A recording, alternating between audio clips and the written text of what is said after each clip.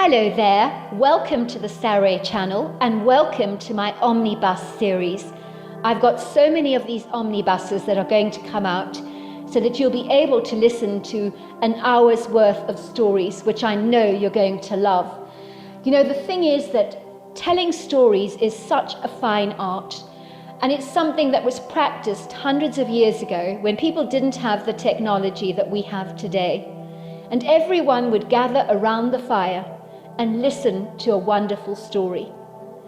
And also, what is so wonderful about a story is that personally, I think it is the best way to go to sleep. Every night when I go to bed, I always listen to stories. And that's something that parents used to do with their children. It's something that they still do with their children. There's nothing better than a good story. And so I hope you're going to enjoy this series. And before we start, I just want to say, do subscribe to my channel because you don't want to miss out on anything. Because I'm in for the long haul and I want to make sure that you get the most stunning stories to go to bed with at night or to listen to when you want to be one of those people sitting beside the fire and listening. Don't forget to subscribe to my channel and let's get started. I hope you're going to enjoy the omnibus. Dear Sarah, and all your lovely listeners, I had taken the long, exhausting, debilitating international flight from London, England, back to my small, rather obscure hometown in America, a mere dot on the map, a huge place in my heart. I was cramped tightly in the aircraft, pinned behind a large man who occupied the seat in front of me. He'd unfortunately pushed his seat right back to maximise his own personal comfort and space, so that I was now unduly confined, so much so that I could barely move. It didn't help that the woman next to me was very sizable, so I felt that I was squeezed in at both sides, rather like a frankfurter between two halves of a white roll. Thankfully I was in the aisle seat, which invariably meant I could get up during the night to stretch my legs, my one saving grace, and thank goodness for that. Needless to say, the woman next to me, as sweet as she may have been, talked the entire trip non-stop, like a radio on full blast that wouldn't stop jabbing away. So half the time I pretended to be asleep. How I wished I could afford a seat in first class. These long drawn-out flights sucked the very life out of me. I decided on a whim to return home to surprise my mother, as my 2-year fine arts course had finished earlier than I'd imagined. I was longing to get back home to America. Don't get me wrong, I thoroughly enjoyed living in London. It was a good experience, a whole different way of life.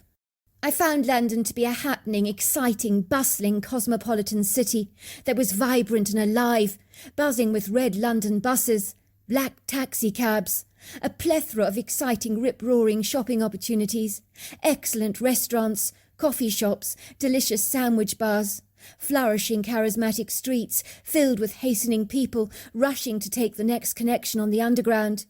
But in truth, there was nothing that galvanized me more than the provocative, nostalgic feelings I possessed for my own little alluring hometown. Of course, without wishing to sound biased, I adored America, the land of the big, the land of the mighty, the brave, the victorious, the great. I had a voracious, burning desire to get home, as if every part of my body ached, to return to my old familiar bedroom, painted in a blush rose, with its large upstairs windows that overlooked fabulously spectacular views over the backyard, and a couple of majestic walnut trees that were as large as they were wide. All my life I had regarded them as personal friends. I loved those trees. I had visions of my undisturbed bedroom, which my mother had always assured me remained exactly the way that I had left it, with bookshelves bulging at the seams with fictional novels, and my gorgeous ornate four-poster bed, of where I had enjoyed many a refreshing good night's sleep, tucked under my pink duvet covers, cushioning my head against the soft blush-pink puffy goose-down pillows, waking up to be greeted by the inviting, aromatic, rich smell of fresh coffee percolating in the kitchen, being able to walk around our backyard, gazing at the distant spectacular views of the towering mountains that stood up regally, proud and tall, under a shimmering blue sky, like voluptuous Rubenesque women, their curvaceous curves soaking up the glorious sunshine. I looked forward to renewing my regular rambles down some of those glorious woodland trails by climbing over the fence into the area of rich evergreen national forest that framed the rear of the residential properties on our side of the street. For all intensive purposes, the fence was no obstacle course for the deer that were often seen scampering around our backyard in the late evening or early morning. I even caught sight of the occasional black bear loitering around our yard, gathering walnuts in season from our trees, or making a complete mess of the bird table where my mother sprinkled the seeds for the tiny little birds. More often or not, the bears broke the bird table into hundreds of pieces. I knew that my mother would be over the moon to see me again. 2 years was a considerably long time to be away from home. My mother had been a divorcee for over 20 years. She had raised me as a hard-working single woman, taking on a job as a doctor's receptionist to provide for my every need. I certainly hadn't wanted for a thing. It had not always been easy for us, but it had been the two of us against the world. We had grown very close over the years. My biological father lived in Toronto. He was currently married to a French-Canadian, so I had 2 half-brothers fluent in French that I occasionally saw from time to time, and we were very close. I smiled to myself happily as I began to visualize my mother's surprised reaction when I bounded up to the front door, ringing the doorbell. I could see her animated face when she opened the door to see me standing there, larger than life. She would be in 7th heaven to have her daughter back home again. I was champing at the bit to get home. I was furiously frustrated by all the inevitable hold-ups at the airport when I made my way through customs. Fortunately, I was able to hire a green car that looked more like Hermit the Frog, but finally I was on my way to see my mother, hitting the gas pedal a little too enthusiastically in my haste to get home. Soon my brilliant slimy green car was gliding down a familiar part of the interstate. Then I began to take all the necessary turn-offs, meandering down some of those crooked country roads, listening to my favourite music on radio, until finally I took the left turning that I knew so very well, down the long ribbon of asphalt, the quintessential street I'd grown up on as a young girl. Wistful memories came flooding back of the times I rode a bicycle down this road with my best friend Lily Madison and her brother Luke. My car began to slow down. I drew in long deep breaths, as if I was about to dive under the water in a swimming pool to conserve oxygen. I surveyed the evocative street through my dewy eyes, with its long rows of sentimental vintage retrograde-looking semi-detached houses on either side that had been built in the 50s, oozing old-world character and classic traditional charm, although many of them had been refurbished of late in more recent years. The street seemed so quiet and peaceful as the first gleaming light of the new morning twinkled through the cobalt-blue sky. Its ethereal shafts seemed to splash across the houses, casting dramatic artistic shadows against the walls of the property, while the front yards that fringed the common land of the homes was comprised of pristinely manicured verdant front lawns that were now bespeckled with a thin silvery sheen of morning dew. The tall statuesque oak trees had definitely grown considerably in the 2 years I'd been away. They gracefully framed either side of the street, had gained girth and height, were so much more imposing and masterful than ever before. It seemed surreal, nostalgic, magical, being back in my hometown again. I had to pinch myself. Was I really here, I wondered? It was as if time had stood still, as not much had really changed in 2 years, although many of the houses had gained a recent touch of paint, and looked as if their formerly tired exteriors had been rejuvenated with a facelift that made the old residential heritage houses look all the more refreshed, my mother's house being no exception to that rule. I was rather surprised she had painted it a grey-blue colour, as it had formerly always been white, but the change was aesthetically pleasing on the eye, most certainly complementing the sky favourably. My green car seemed very pronounced on the street corner, sticking out like a sore thumb. But then Hermit the Frog was never a very retiring or submissive character, was he? Ostensibly neither was his car. It clearly wanted to draw attention to itself, but not in a good way like a Lotus or a Lamborghini would. I knew in my small town people would be talking soon, as word spread faster than the internet around here. The locals would be very eager to know who was driving the Hermit the Frog look-alike car. Before long, everyone would ascertain that I was back home. The likes of Peggy Parker Lane, who was the local town busybody, with a tongue on her so long she could catch flies. She was so garrulous, a gossip who put her nose into everybody's business. I could already visualize her telling everybody that Marjorie was now back in town. My heart began to do excited flip-flops as I made my way to the front door, swiftly dashing up the familiar terracotta steps, an act that I'd done so many spontaneous times, hundreds of times before. I noticed my mother had a fabulous, cheerful hanging basket on display at the front door, brimming over with bright purple and pink geraniums. It was early on a Saturday morning, so I wasn't sure she was up, although I thought I heard murmuring voices in the background, and my mother's pretty musical laugh. So then she must be up and about. That was good news. I eagerly rang the doorbell, then turned around so that my back was facing away from the door, so that ultimately my mother would fail to realize it was me for a moment. Then I would turn around and shock her. I could hear my mother answering the door as she fiddled with the lock. "Hello, can I help you?" I turned around with a broad, beaming grin on my face. "Mum, it's me!" My mother looked dumbfounded, her mouth hung open, her cornflower blue eyes growing as wide as saucers. "Oh, my darling, it's really you!" she said, dashing towards me, throwing her arms around me in a huge, generous, effusive hug, her eyes brimming with tears. "Let's have a look at you, sweetheart," she said, standing back. "My, you've grown up in 2 years. You look so sophisticated. It must be the influences of living in a cosmopolitan city like London. You look great. You're positively glowing." "Who is this?" came the raspy voice of an intrusive, discourteous man who was standing in the doorway, wearing a bright red pair of boxer shorts, with his hairless, bronzed, flat chest on full display. He was eating a piece of buttered toast in a nonchalant way. My mother flushed bright pink with embarrassment to have been caught in a compromising situation like this, for growing up as a young girl, she had never dated other men, or even brought a stranger ever home like this. So this was a turn-up for the books, something I wasn't expecting to see. It was my turn to be shocked. My mouth dropped to the ground in a wide, inappropriate gawk, as I looked at the familiar man in horror. He was impertinently walking around my mother's house, half naked, looking exceedingly comfortable in his own skin.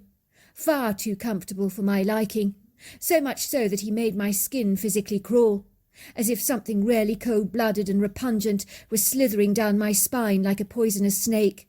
Of course I recognized him at once. How could I not?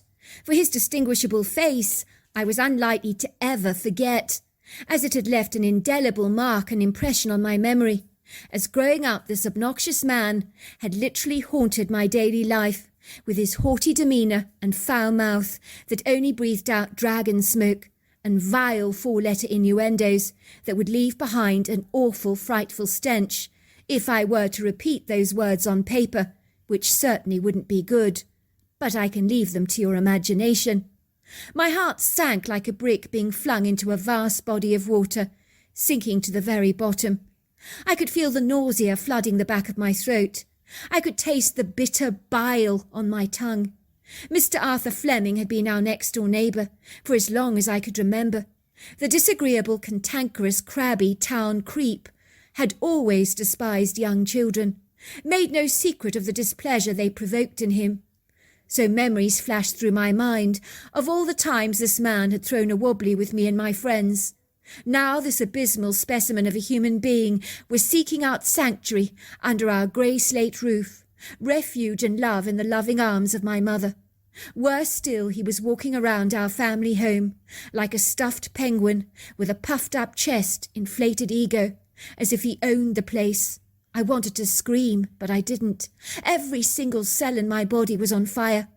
Of all the men in the entire world my mother could have hooked up with, why did it have to be him?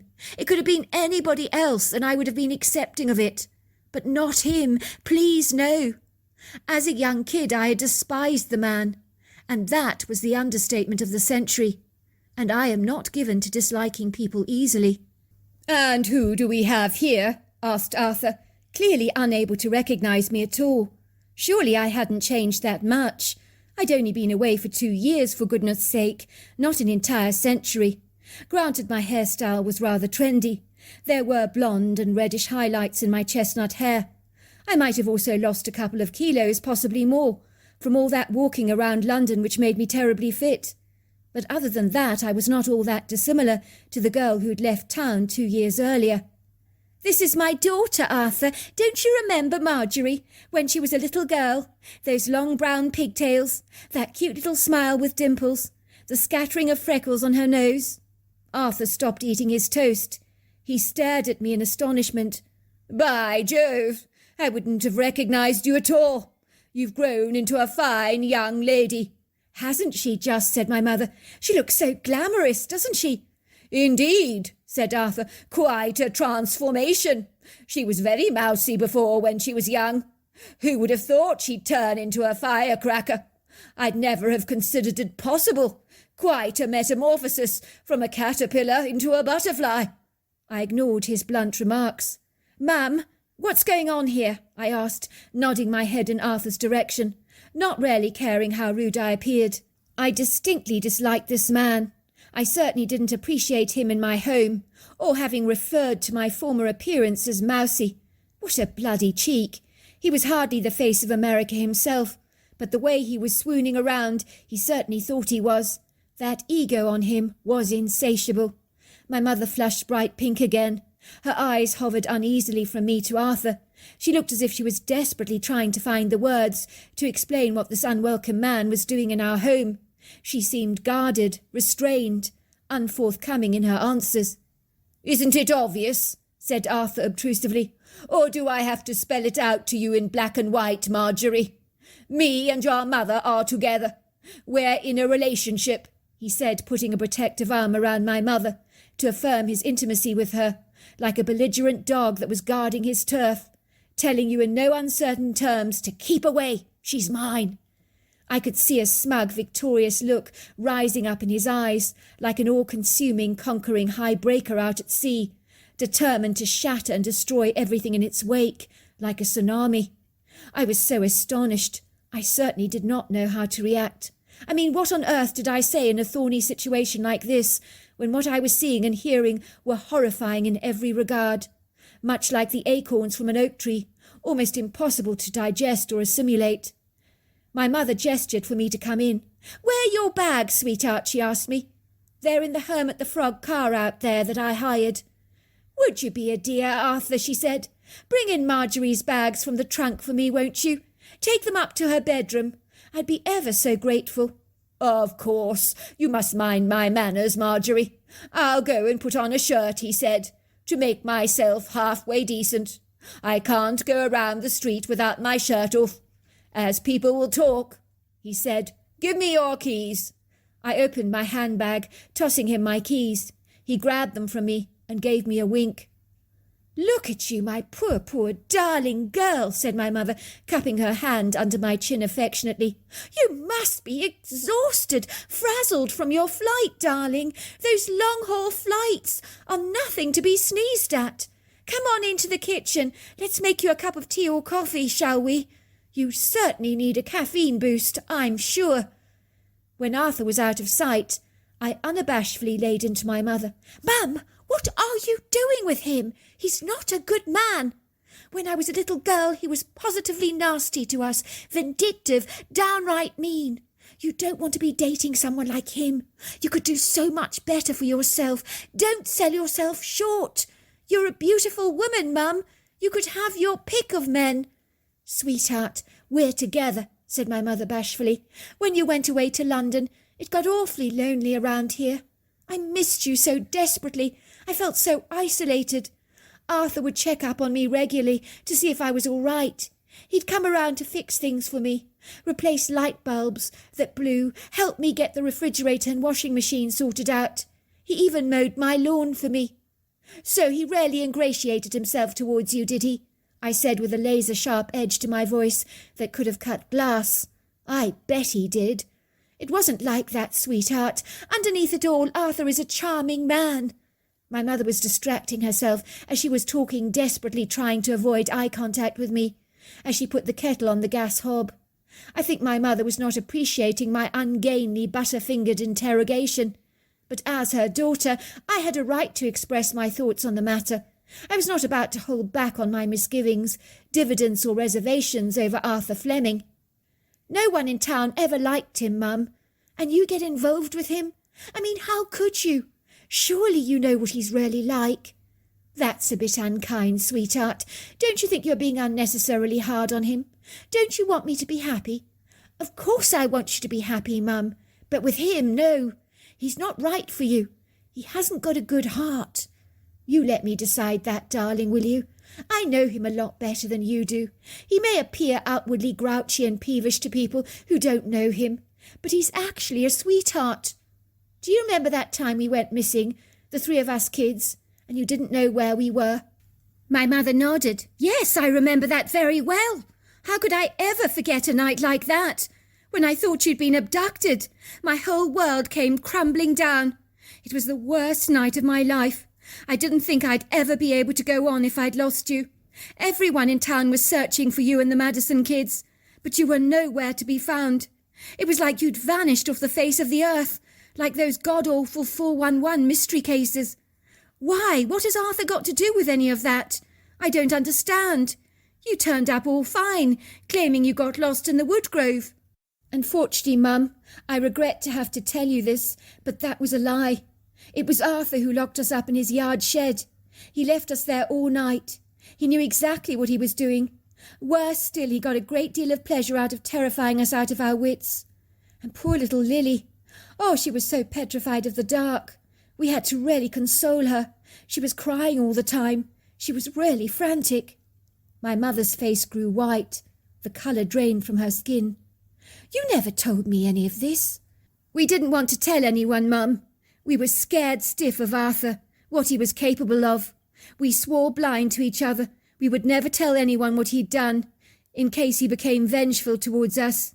He did warn us when we saw him the following day, that if we told anyone that he'd locked us up in the shed, that he'd kill our cat. You remember old Purdy? My mother nodded. I remember Purdy. Beautiful cat. Well, he told us he'd kill her. Oh, I can't believe it. It had happened over 18 years ago, when I was a young girl of about 10 years old. I could remember the day as if it was yesterday. It had been a Friday, on our summer holiday.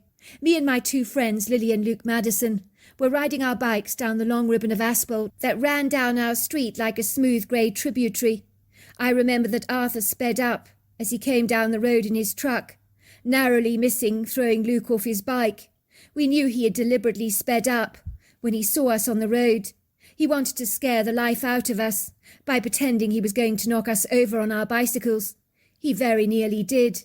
He revved up his engine deliberately and went literally directly towards us in his car.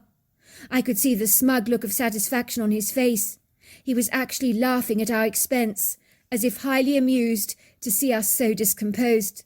I do know he was angry with the Madison kid, as Luke, whose house was directly opposite his, had accidentally thrown a ball through his window when he'd been kicking around a ball in the backyard, and like a bullet it had ricocheted, shattering the glass pane of his living room. Arthur had marched over to the Madison house in an incandescent rage, his whole body jiggering in indignation, his eyes like deep swirling pools of hatred. According to Luke, he had stood at the front door, virtually growling at his mother, complaining that Luke had deliberately thrown a ball through his window. "You need to watch that son of yours, Mrs. Madison. He's growing up into an insubordinate, insolent boy." "I'm sorry, but I take objection to that, Mr. Fleming. I've raised my kids good and proper. Luke would never intentionally break your window. He's a courteous little boy." "Is that what you think, Mrs. Madison? It seems that you are very conveniently, obstinately naive about your impudent, audacious children and their behaviour." "Would you please leave, Mr. Fleming? We'll send someone over to fix your window in the morning. Now go." Arthur hadn't appreciated Mrs. Madison's unambiguous, forthright manner. He'd stormed off in a seething rage. his nose virtually flaring as it puffed out smoke rather like a dragon. He didn't like the female sex standing up to him so defiantly. It demasculated him, made him feel small, obscure, inconspicuous. So from that moment on, Mrs. Madison's letterbox was flooded with unmentionable deliveries of dead rats, pig snouts, and dog turd. There was no doubt who the packages were from, but Mrs. Madison chose to do the wisest thing ever. She never once reacted to any of those packages, until Mr. Fleming grew tired and bored of posting the unmentionables and stopped. He had hoped to get a rise out of Mrs. Madison, bringing on some neighbourly dispute, as Mr. Fleming loved nothing better than to instigate a fight. But Mrs. Madison was not biting the bait. She was true to her word, and had sent someone over to replace the broken window the following day. By all accounts, Arthur was insistent that Luke had thrown the ball deliberately into his living room, shattering the window, which of course was not true. Over the years there was no love lost between Mr. Fleming and most of the townsfolk. He was always getting caught up in verbal altercations with people over the most nonsensical things, especially when he engaged in one too many drinks at the local bar. Then his tongue would loosen. He would get carried away in his inebriation, telling people what he really thought of them, spouting out of his mouth lewd obscenities, provoking many a drunken brawl, where he was often incarcerated overnight by the duty officer for vulgar, salacious and crude behaviour. It would seem he didn't have a high opinion of anyone, but then neither did the townsfolk reciprocate a high opinion of him. After that harrowing, uncalled-for incident with Mr. Fleming, pretending to run us over in his truck, a misleading, duplicitous act, which brought him a great deal of pleasure, me and my two friends conspired to get even with him. Later that afternoon, when Arthur had left his residence for his local Friday shop, we decided to root around in his backyard shed, when he wasn't around. Suffice to say, his yard shed was meticulous, without even a finger of dust anywhere. Everything was so well organised and ordered, with neat boxes all fastidiously labelled with screws, twine, hooks and so forth. Then there were shelves stacked high with all kinds of things, from weed killers to household paints, bug killers, paintbrushes, bags of stone, cement. And then there were the usual yard tools like rakes, trowels, forks, leaf blowers. We knew we wanted to do something that would upset Arthur significantly, to cause him some discomfort. We didn't want to do anything that would suspiciously be able to pin the blame back on us. It had to be very subtle, but irritating enough for us to feel that we had caused him a measure of inconvenience. We thought if we turned the yard shed upside down, scattering all the stuff around, we would make a nice mess for him to have to clean up. Given that he was so fastidious, a mess would be very irksome to him. Maybe we could throw stuff off the shelves, open a paint can, allow some paint to accidentally on purpose spill all over the wooden floor, swathing everything in globlets of paint that would hopefully be worse to remove than chewing gum. Mr. Fleming might think that a lone raccoon rooting around for birdseed had caused the damage, but I had the great idea of hiding a dead fish somewhere in the shed, so that when it went off and turned rancid, that Mr. Fleming would be faced with a vile, noxious smell that was so overpowering he'd pass out from its dreadful offence. Well, so we hoped, as I had heard of this happening to people before. My two friends thought my groundbreaking idea was absolutely brilliant. Not to put too fine a point on it, I did too. We had visions of Mr. Fleming smelling the rotting stink, fainting out of the sheer horror. I was able to extract a couple of trout from the freezer. My mother had clean forgotten about them. They would soon defrost and then go off. But the question was where to hide the fish in Arthur Fleming's immaculate, pristine shed. "I think we should hide it in one of Fleming's paint cans," said Lily. "No, bad idea," I'd said. The smell of the paint might mask the rancid smell of the putrid, decomposing fish.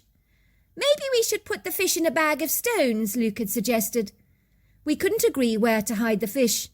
We were arguing about the best place to hide them, when suddenly we heard deliberate footsteps walking towards the shed. I knew they belonged to Mr. Fleming. He had returned from his trip a whole lot sooner than we had envisaged.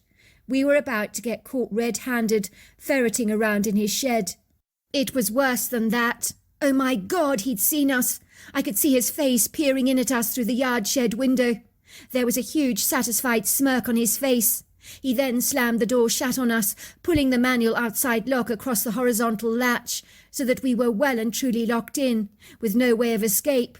This was his revenge on us, and he was loving every minute of our incarceration.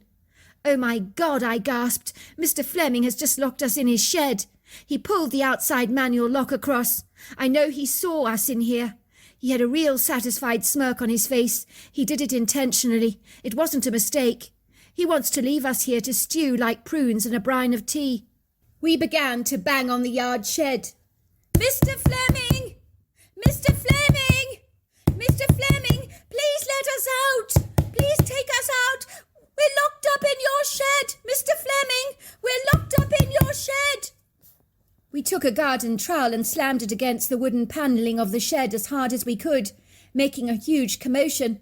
But once again, the man deliberately ignored us and never came to our rescue. Believe me, we banged that shed for a very long time.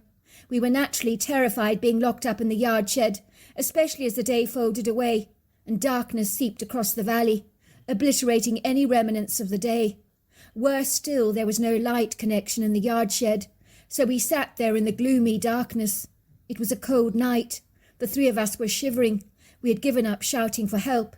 It seemed no one had heard our frantic cries, and our voices became hoarse. I think for some reason the yard shed was made from a thick timber beams, situated in the furthest corner of Mr. Fleming's yard, in an isolated spot. For some reason it seemed to be soundproof.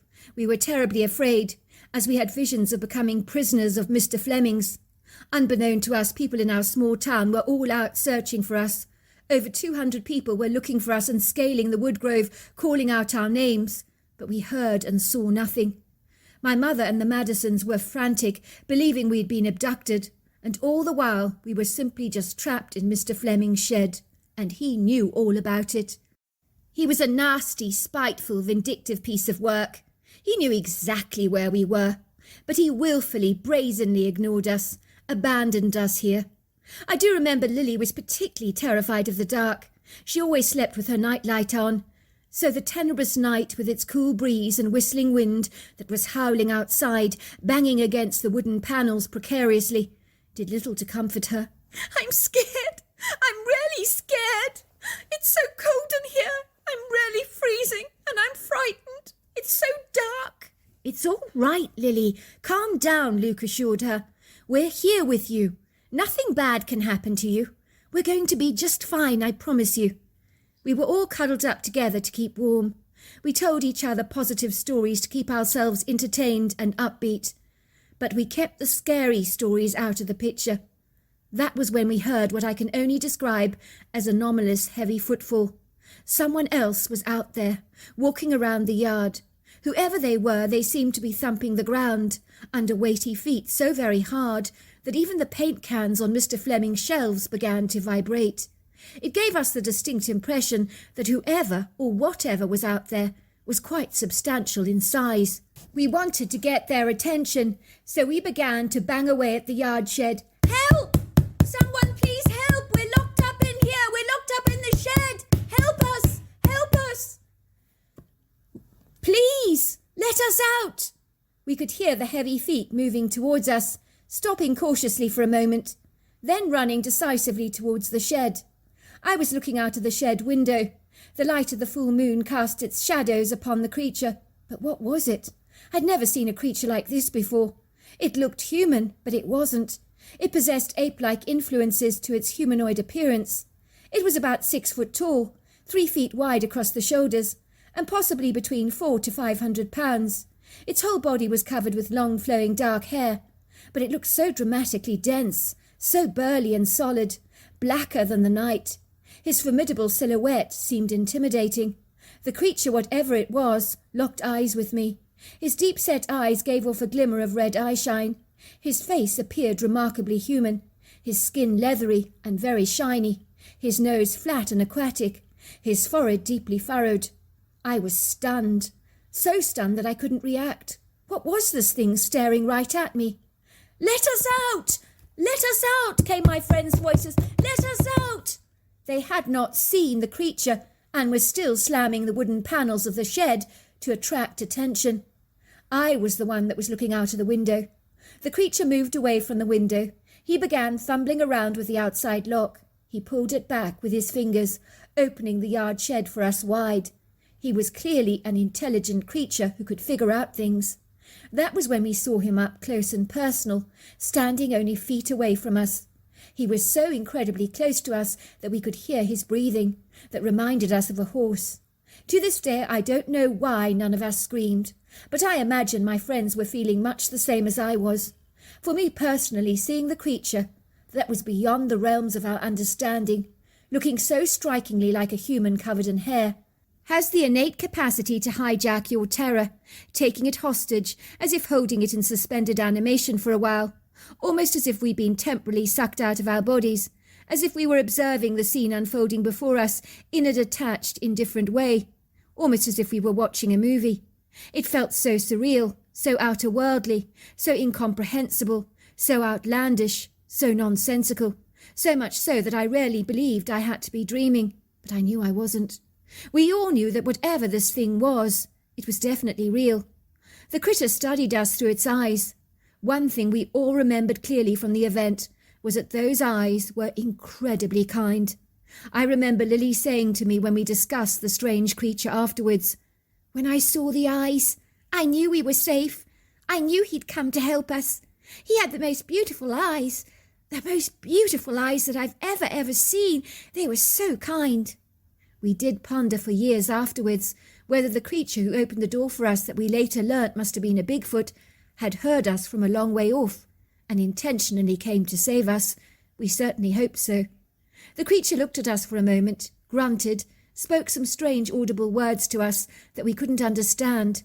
But Lily is convinced he said, "So you're all right now. I can go." At that the creature glided away, disappearing into the shadows. You would think now that we were free that we would dash home faster than greased lightning.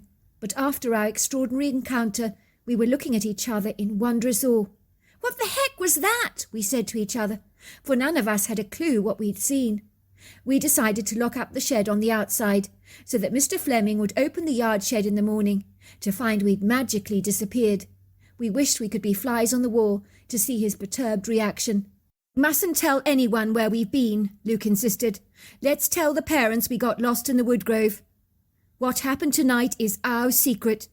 We cemented our agreement with a scout salute of honour, which could never ever be broken. We decided to hide the 2 defrosted trout under a loose floorboard in the shed. We didn't think Mr. Fleming would choose to look there. Needless to say, when we returned home, the relief our parents experienced was overwhelming. I remember my mother was in a dreadful frenzy, so when I came through the door, she held me in her arms, rocking me backwards and forwards, not wanting to let me go. She was sobbing with relief. As I gave my mother a brief overview of what had happened that night, I wanted her now more than ever to realize that the man she was hitched with was an insidious character, and not what he seemed to be. "Is this true?" my mother said, as Arthur came into the kitchen, exclaiming that all my suitcases were now safely in my old childhood bedroom. "Is what true?" asked Arthur. He looked at my mother, a agog expression on her face, his eyes darting from me to her in succession.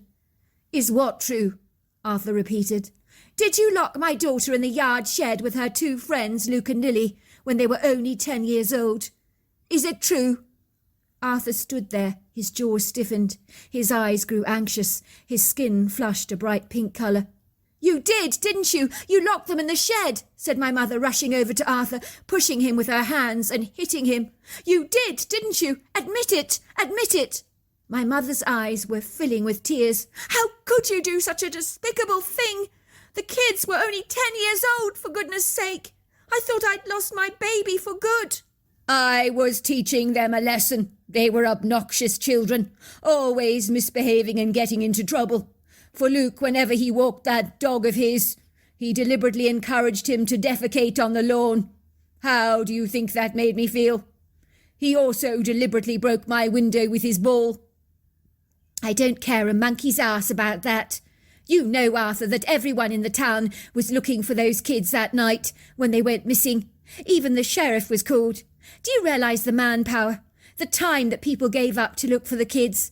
People were selfless in their generosity to help. I was emotionally exhausted, drained. I'd never been so terrified in all my life. And all the time you'd lock the kids in the shed. And you know what's even more despicable? Is if I remember correctly, you accompanied the townsfolk on their search. You helped them look for the children, when all the while you knew exactly where they were. That makes you seriously sick in the head. That sort of mentality belongs to a serial killer. Someone who has no compassion whatsoever. Look, Esther, you're overreacting. I told you I was teaching the kids a lesson. A lesson?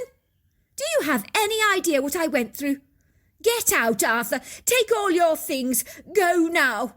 Don't be like that, Esther. You know we have a good thing going between us. Don't throw it all away. My daughter's made me see the truth about you, Arthur. Leave now. Go at once. I don't want to see you again. We watched Arthur grabbing his things. He looked at me with hostile, belligerent eyes. I might have known that when you got back, little missy, that you'd cause trouble. You may look all glamorous and sophisticated now. You think yourself all high and mighty, as you've been to London for 2 years. But I'll tell you something for nothing. You are still the same little obnoxious brat you were when you were 10. It seems nothing changes. And it would seem, Mr. Fleming, that you're the same nasty man who locked us up in the shed all those years ago. Arthur stopped short in his tracks with his suitcase in his hands. I meant to ask, who let you out of my shed? Because it wasn't me. Wouldn't you like to know, I said. It's a secret. Arthur scowled. You know that shed? It stunk to high heaven for a month after you were locked in it. It was the vilest, most odorous smell I've ever smelt. I could never find its source. That's because I took 2 trout and let them rot under your floorboards. You hear that, Esther? You think I'm obnoxious? What about this kid of yours? Sounds like you got what you deserve, Arthur. Now out with you. Once Arthur had left, me and my mother embraced in each other's arms, so happy to see each other again. I'm so sorry, darling. I should never have brought that ghastly man into our home. I don't know what I was thinking. I guess I was so horribly lonely. I think you make allowances when you're lonely, by refusing to see what is staring you blindly in the face. Even during the course of our relationship, I saw things in Arthur that were odious and unethical, but I kept making excuses for the man. Of course you did, Mum. It's perfectly understandable in the circumstances. Well, I'm not sure. It is. Everyone in town has been warning me to stay away from the man. But would I listen? Of course not. Even Peggy Parker Lane warned me of the man. You know, she paid me a personal visit. What that woman doesn't know about people in our town is not worth knowing. She told me she'd seen Arthur kicking an innocent dog so hard with his boots on numerous occasions when a dog was randomly sniffing around his front yard. She said to me, Esther, if a man will do that to a dog, what will he do to you? She even said to me, I think he's a narcissist. You know what they say about narcissists, Esther? Get out of the relationship. Run.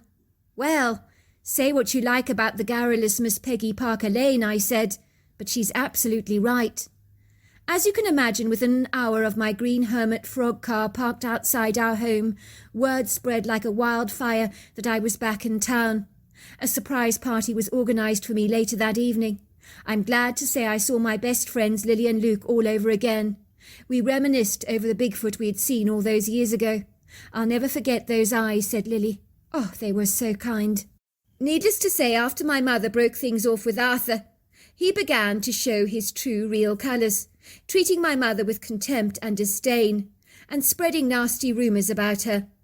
Strange little parcels of dog turd were thrown through our letterbox regularly. We knew they were from him. The man had not changed. Needless to say, I managed to go online.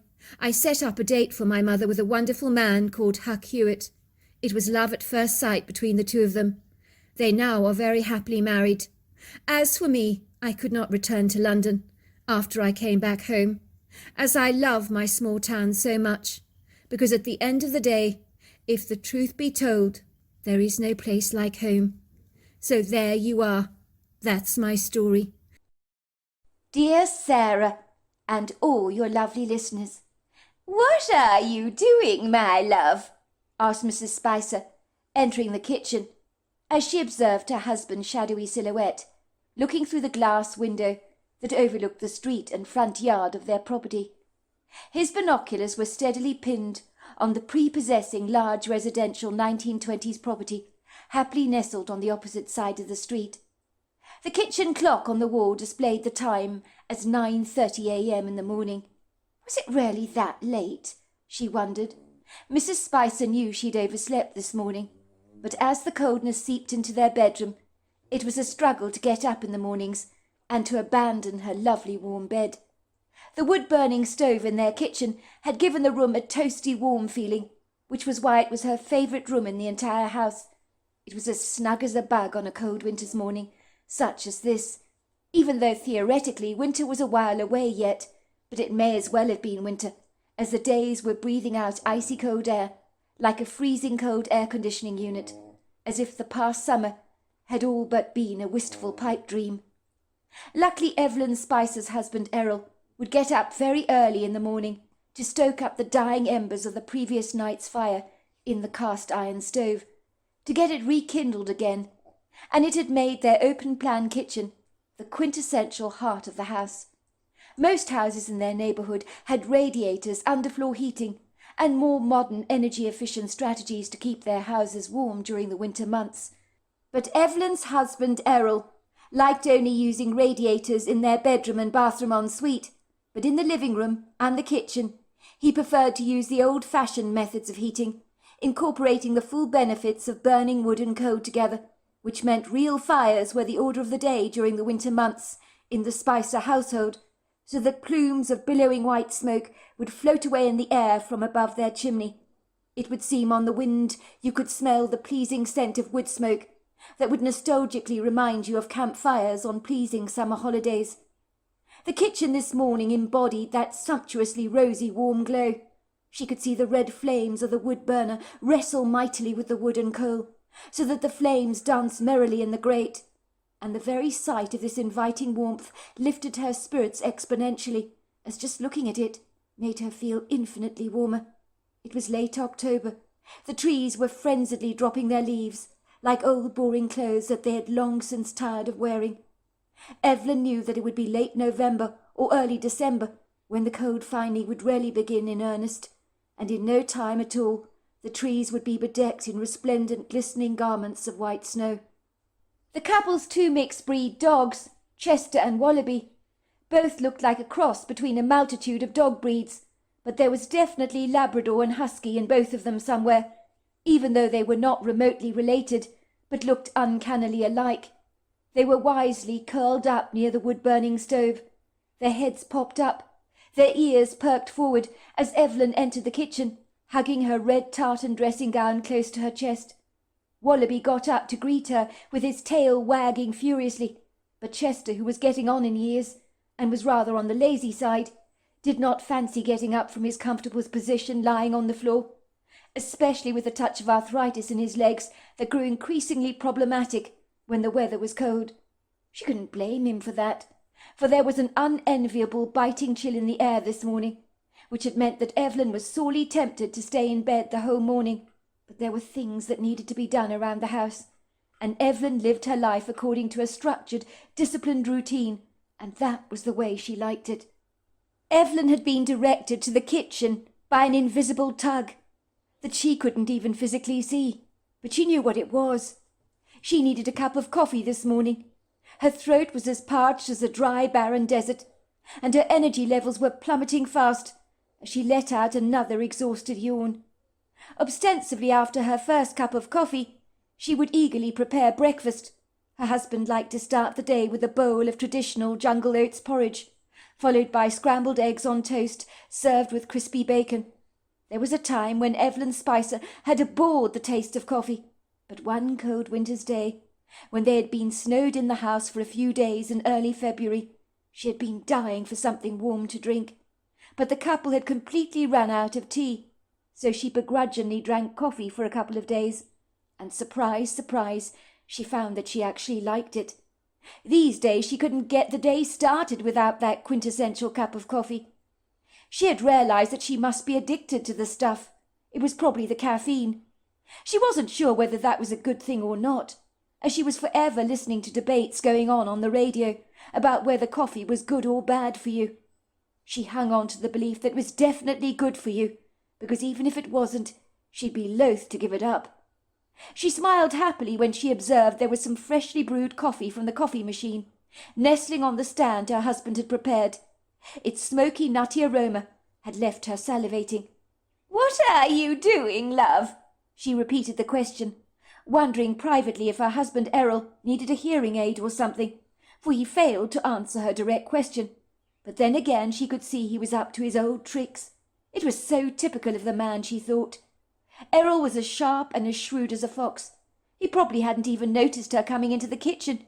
He seemed caught up in the moment, almost as if suspended in some kind of trance-like state. His fingers were trembling as he stared through the binoculars, like a fervent bird-watcher that was focusing on a rare bird.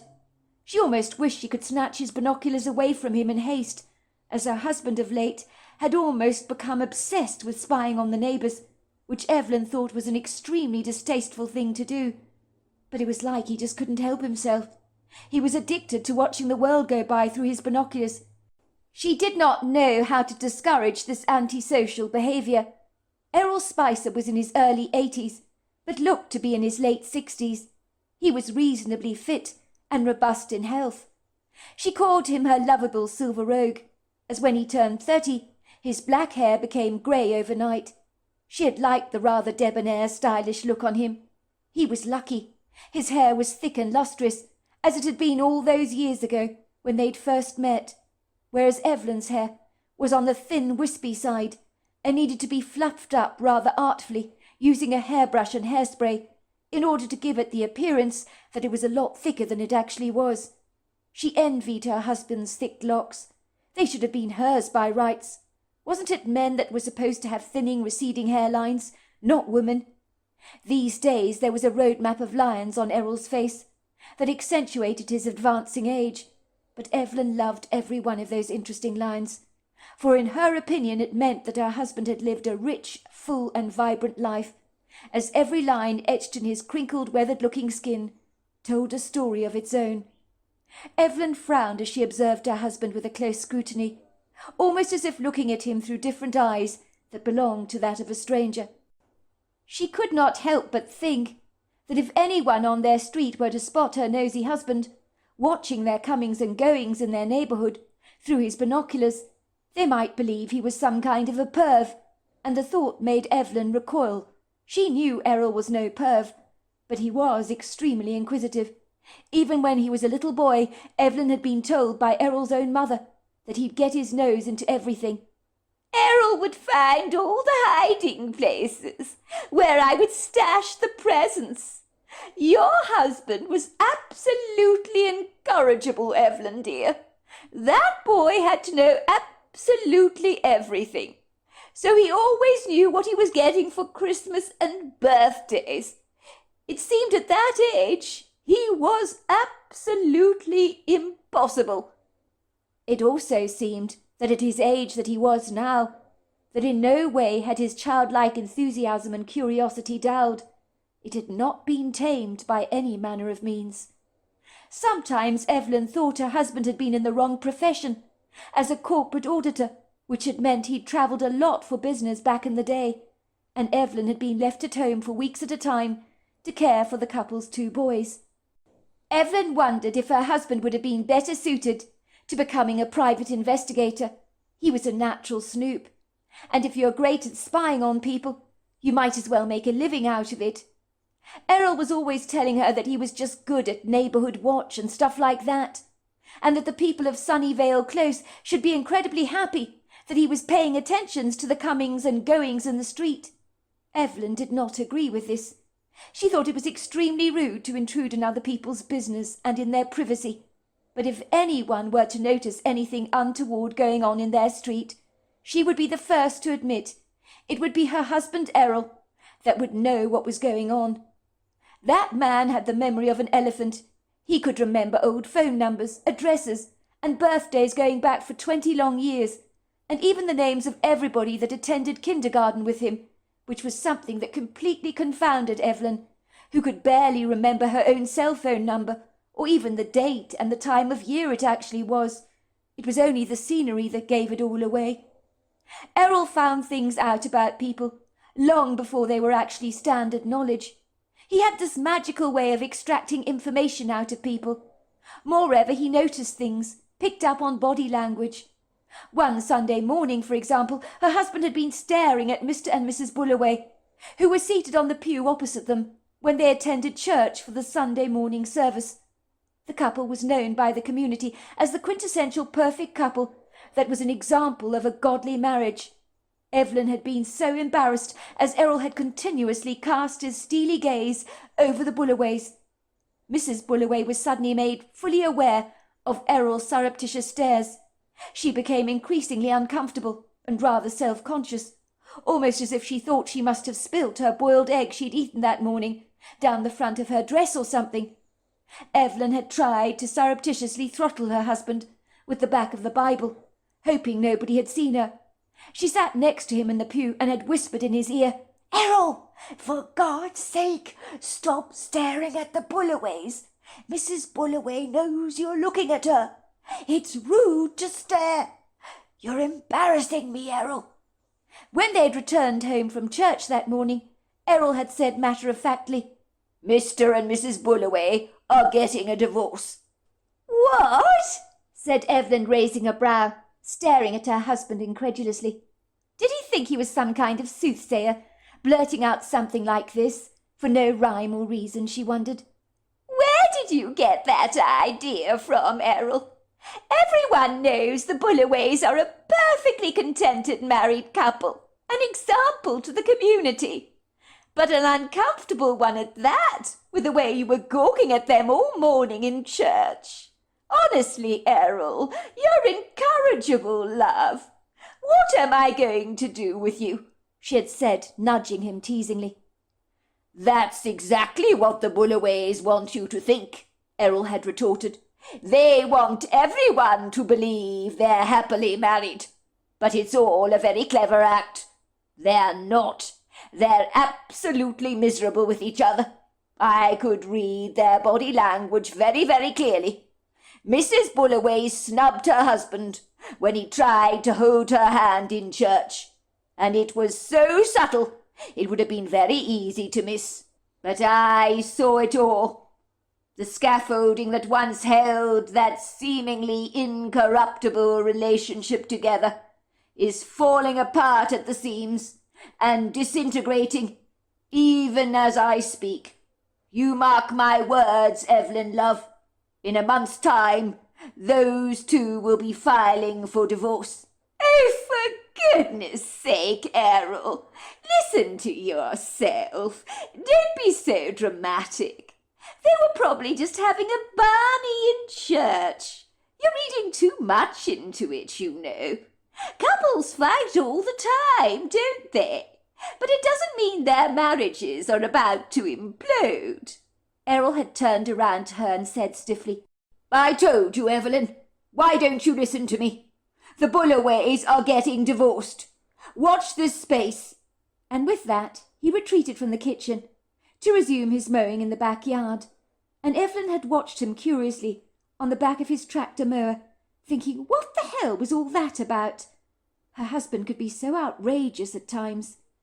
Evelyn had thought no more of the matter until 2 weeks later, when she'd learnt that the Bullaways had filed for divorce, and everyone at church was naturally very shocked.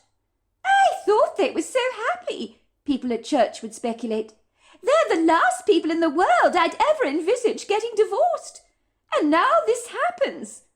Is there hope for the rest of us? It's such a dreadful pity." Over the years, Evelyn had learnt that her husband was remarkably intuitive and perceptive, and her mother thought that Errol might have extrasensory perception, whatever that was. "I'm telling you, love," Mrs. Collingstoke had told Evelyn, "your Errol's a very special man. He's got the gift. I can see it." "Oh, goodness gracious me, Mum, what are you talking about?" Evelyn had chortled. "What do you mean he's got the gift? You're talking nonsense. I'll have you know that husband of mine has a long nose that he puts into everybody's business. That's the only gift he's got," she had chuckled. "I don't think so, Evelyn. I think your husband might actually be psychic." "Oh, I don't think he's psychic, Mum.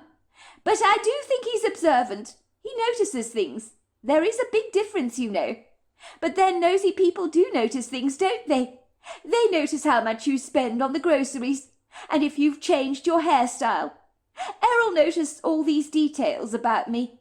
But psychic he is definitely not. But he's very good at reading human behaviour. And you don't have to be psychic for that.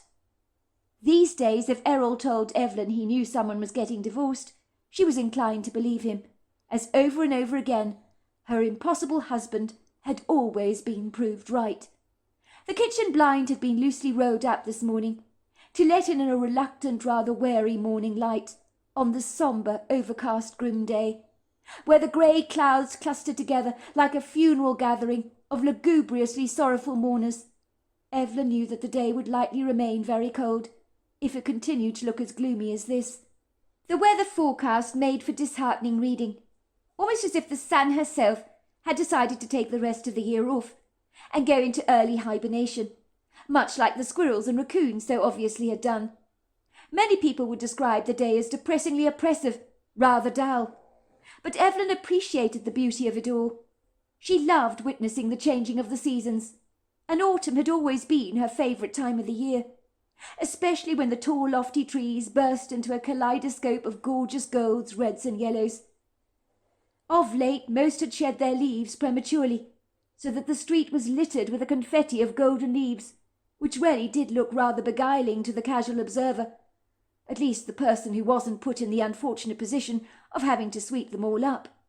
These verdant landmarks, lofty, tall and proud, looked forlorn and forsaken, their naked boughs stripped of their autumn finery, were begging to be coated with the first snowfall, so that once again they could regain their modesty.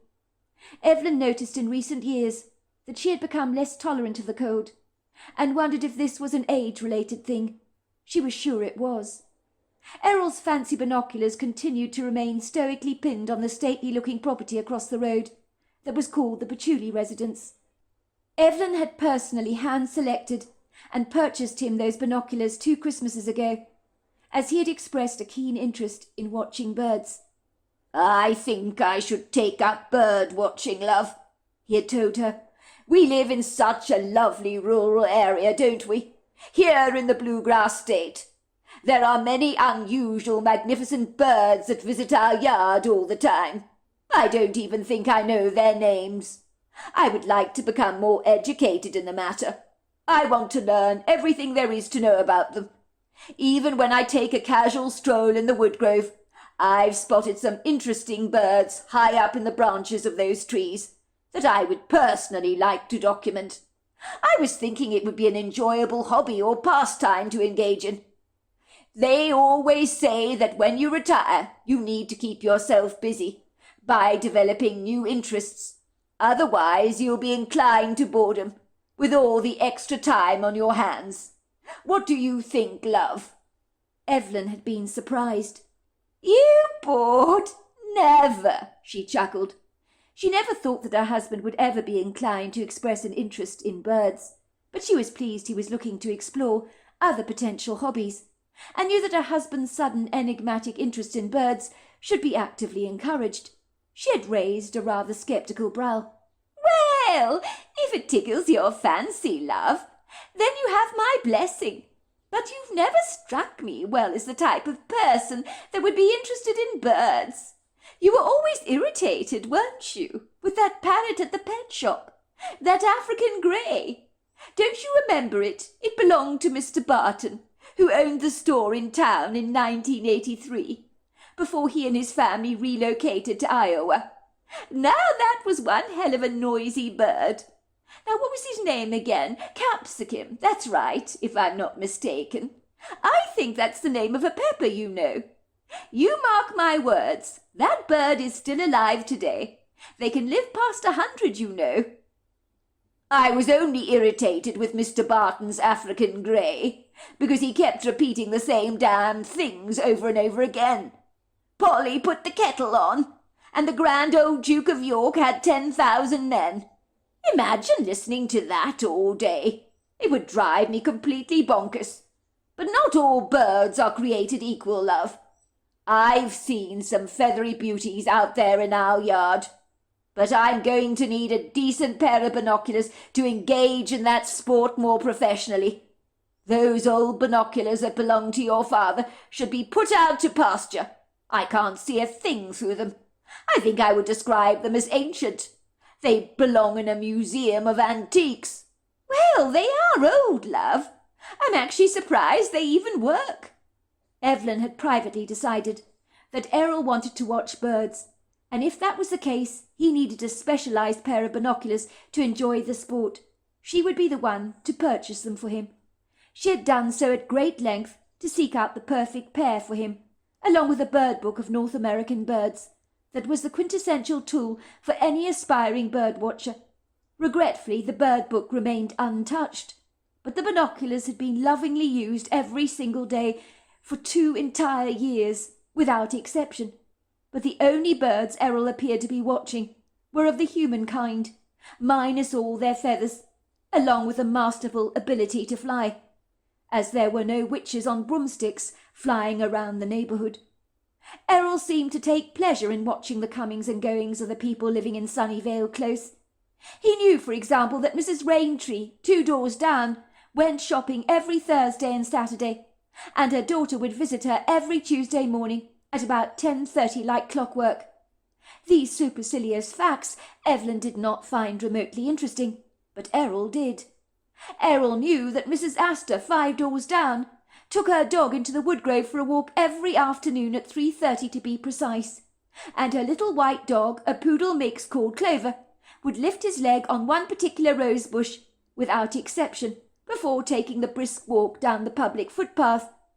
Despite all these minor insignificant observations that Evelyn felt did not matter at all, Errol appeared most interested in the large patchouli residence on the opposite side of the street, that seemed to be the source of great interest to her husband, as by all accounts there was always some kind of drama unfolding outside the residence, an unnatural amount of activity that always seemed to be centred around the people living in apartment number 5. Errol had seen screaming fire engines, police cars with flashing blue lights and sirens, plumbers and dog grooming services going to apartment number 5, and always been shooed away by the bewildered occupants.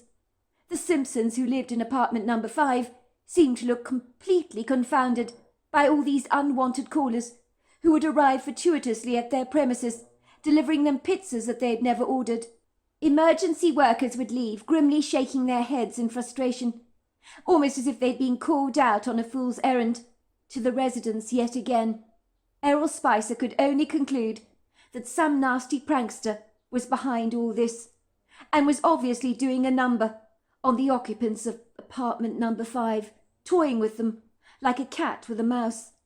The Spicers lived in an old 1920s home in a prepossessing green leafy Kentucky neighbourhood, circumnavigated by lofty resplendent woodgroves of trees, and many indulgent hiking trails and footpaths that the couple had industriously explored over the years, usually on the back of their ATVs, with their children, sometimes by foot, and less occasionally on horseback.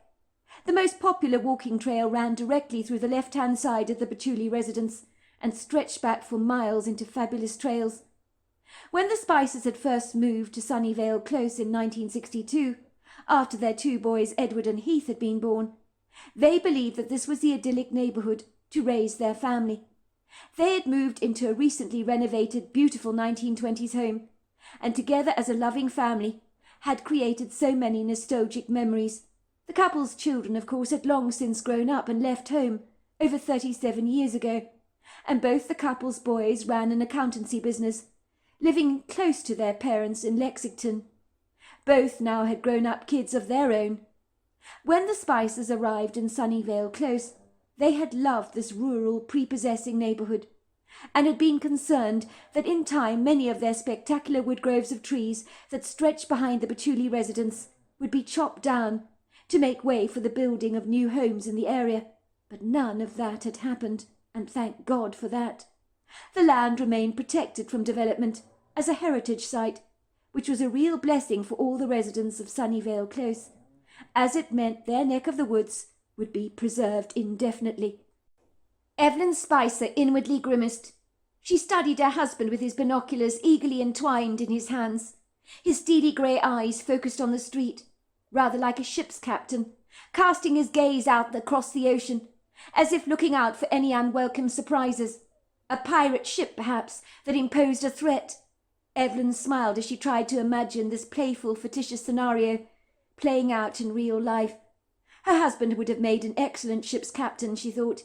He'd likely have spotted a pirate ship long before those pirates had a chance to steal all his cargo on board his ship, as her husband noticed everything, although by the looks of things he conveniently hadn't noticed Evelyn this morning, even though she'd addressed him twice already.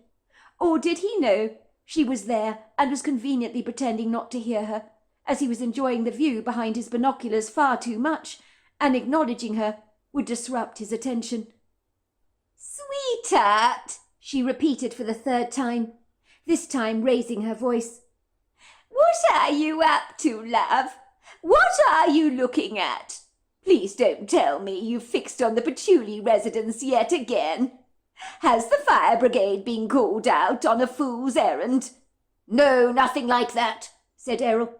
"But there is more drama unfolding before my very eyes," he said, pointing towards the Patchouli residence through the glass pane of their window. "You won't believe what I've just seen, love. I tell you, Evelyn, who needs daytime television when you've got a street like ours with so many curiously interesting residents? What's wrong with you, Errol? Haven't you got anything better to do with your time than spy on our neighbours? So much for all this so-called bird watching you were supposed to be getting into. I don't think you've even opened that bird book I bought you on North American birds. I think the only birds you've ever intended watching are of the human kind. But you never wanted to admit that to me, did you? When I bought you those binoculars, I specially got them for watching birds, not people. I hate to say this to you, Errol, but you're becoming quite the snoop. I'm getting concerned by your incessant spying on people. It's not normal, you know. You're not the Gestapo, are you? If people were to find out about this extracurricular pastime of yours, you would likely ruffle many feathers around here. Let me tell you, people don't take kindly to being watched all the time. If I knew our next-door neighbour was spying on me, I'd probably want to throttle the man. Well, good job he's not spying on you, then. I can assure you of that, love," said Errol, his eyes twinkling mischievously. The Patchouli residence was a large, imposing residential home that was built in the 1920s that belonged to our highly esteemed ship's captain, who was believed to have sired over 15 children, with his wife Patchouli. The captain had commissioned a large house to be built for his sizable family, and because his wife was called Patchouli, he named the place after her. It was said that days before he returned home from a voyage out at sea, his wife would be standing at the window, watching and waiting for any sign of her husband's return, for she could never be sure on the day he'd arrive back. The couple loved the bones of each other, and she missed his long absences away from home. When he did return from weeks spent away, his wife would run out of the house, throwing her arms around him, followed by 15 excitable children, all delighted to see their father again. They were the 1800s equivalent of the Brady Bunch. In 1952, the remarkable, stunning-looking double-storey dwelling had been converted into 6 very stylish individual apartments. 3 apartments side by side were located on the 2nd floor, and 3 apartments on the ground floor, all part of the original Patchouli residence. Over the years, the Spicers had often kept parcels for the occupants of the Patchouli residence, and anyone else for that matter, living in Sunnyvale Close. As being retired, one of them was usually at home, so the postman, Bart Tenderloin, knew he could trust the Spicers to look after the parcels, so that locals could pick up their parcels from the Spicers at their earliest convenience. The Spicers were pillars of the community, well liked in the neighbourhood, and Mrs. Spicer would like to keep it that way, so she didn't want anyone to find out about her husband Errol's new pastime. "I'm not a snoop," said Errol. "I'm an interested observer, my love. That's all this is. There's no harm at all in watching the goings-on in the street. I'm just like a CCTV camera, that's all. It would be doing exactly the same thing. If you must know, right now I'm watching the estate agent this morning. You know the woman, the one with the blonde hair. I think her name's Mrs. Dobson. I suspect she's about 43 years old at a guess. But she definitely thinks she's still 20, judging by the way she's dressed. She's always wearing leopard print skirts that cling to her so tightly like a second skin, and high-heel shoes that she can barely even walk in, with heels that get locked in the grass. Look at her tottering around the place in those high heels. She looks utterly ridiculous. She's just put up a for sale sign yet again in the front yard of the Patchouli residence. She's standing there on the street, talking on her cell phone again, shaking her head all the time. She looks completely bewildered, if you ask me. I guess it's because she's been asked to sell apartment number 5 all over again, which she only did 6 months earlier. I saw the Simpsons packing up their things yesterday, love. I never told you about this. But they did. They packed them in a removal van. Mrs. Simpson looked heartily relieved to be leaving the residence. They got into their car and hightailed it out of here, without saying goodbye to anyone, as if they couldn't get away from this place fast enough. Almost as if living in apartment number 5 had become a living nightmare for them. And judging by all the hoaxes being played on their behalf, I can't say I'm remotely surprised that they've made a run for it. I remember we met the Simpsons briefly, love, when they picked up a parcel from us. They told us they were very excited to move into the Patchouli residence. They had found their dream apartment, and now they're selling up, and have already left even before they've sold the place. You mark my words, there's something off with apartment number 5, and it's not just those hoax phone calls. I'd like to find out exactly what it is. I'm most curious about the matter. To all intensive purposes, the Simpsons moved into that apartment with a full intention of laying down roots for themselves, and now they fleed from the place at the first and earliest opportunity. It's more than a little bizarre, don't you think, love? Oh, I do. And it's dreadfully sad. They were such a lovely couple, weren't they? If I remember correctly, they were saying they'd fallen head over heels in love with that apartment. They intended to raise their children there. Now they're moving away. It makes no sense at all. Surely they'd not be leaving on account of all those hoax calls that they never made themselves. None of it was their fault. They didn't call the fire brigade or the police, did they? No, they didn't. But those calls must have been absolutely infuriating, Errol agreed. But maybe they got tired of being a victim to those hoaxes. Ostensibly in the last 2 years, over 4 couples have lived at number 5, and then sold up just like that, and left in an awful hurry, just like the Simpsons have done. It's become a regular pattern, has it not? From all my observations, they couldn't get away fast enough, and even the estate agent looks a little rattled, as if she cannot for the life of her fathom what the hell is going on. I don't know why she's complaining. She's got a stunning apartment on her books to sell again. That means more commission for her, and those apartments sell like hotcakes, from what I've seen. So she'll be laughing all the way to the bank, won't she? Evelyn thought about her husband's words for a brief moment. Well, I'm sure, love, there's an innocent explanation as to why the Simpsons are leaving so suddenly.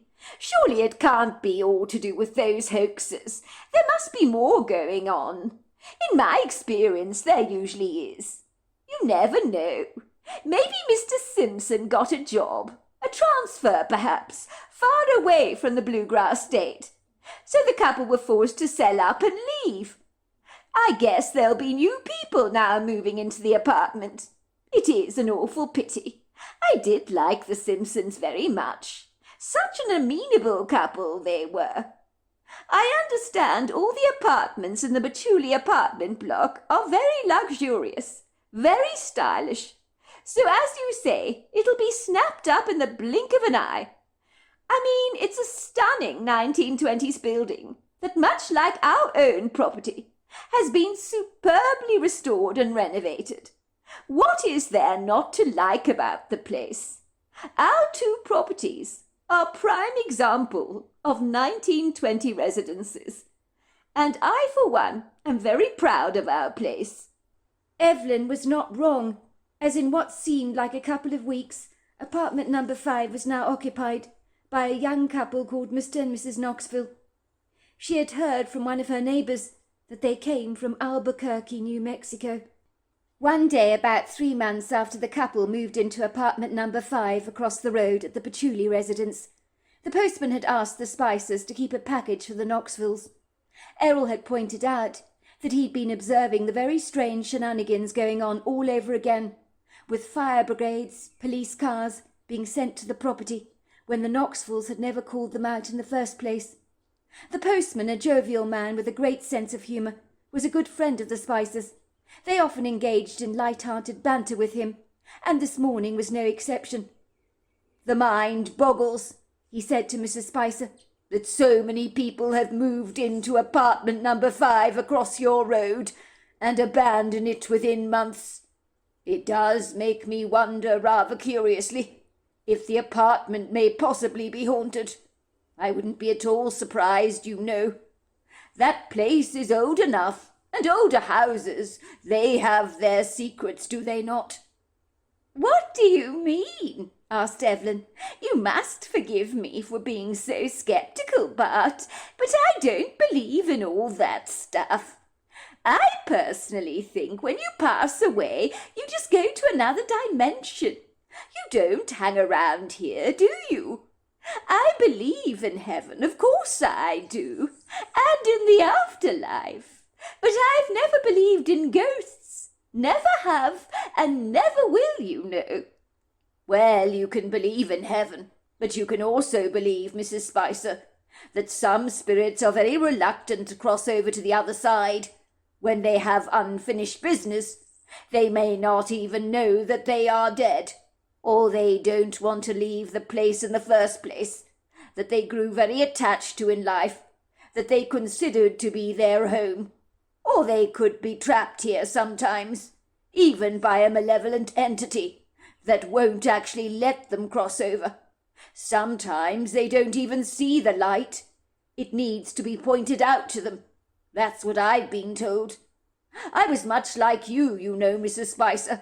For a long time I was. I was the typical doubting Thomas about ghosts.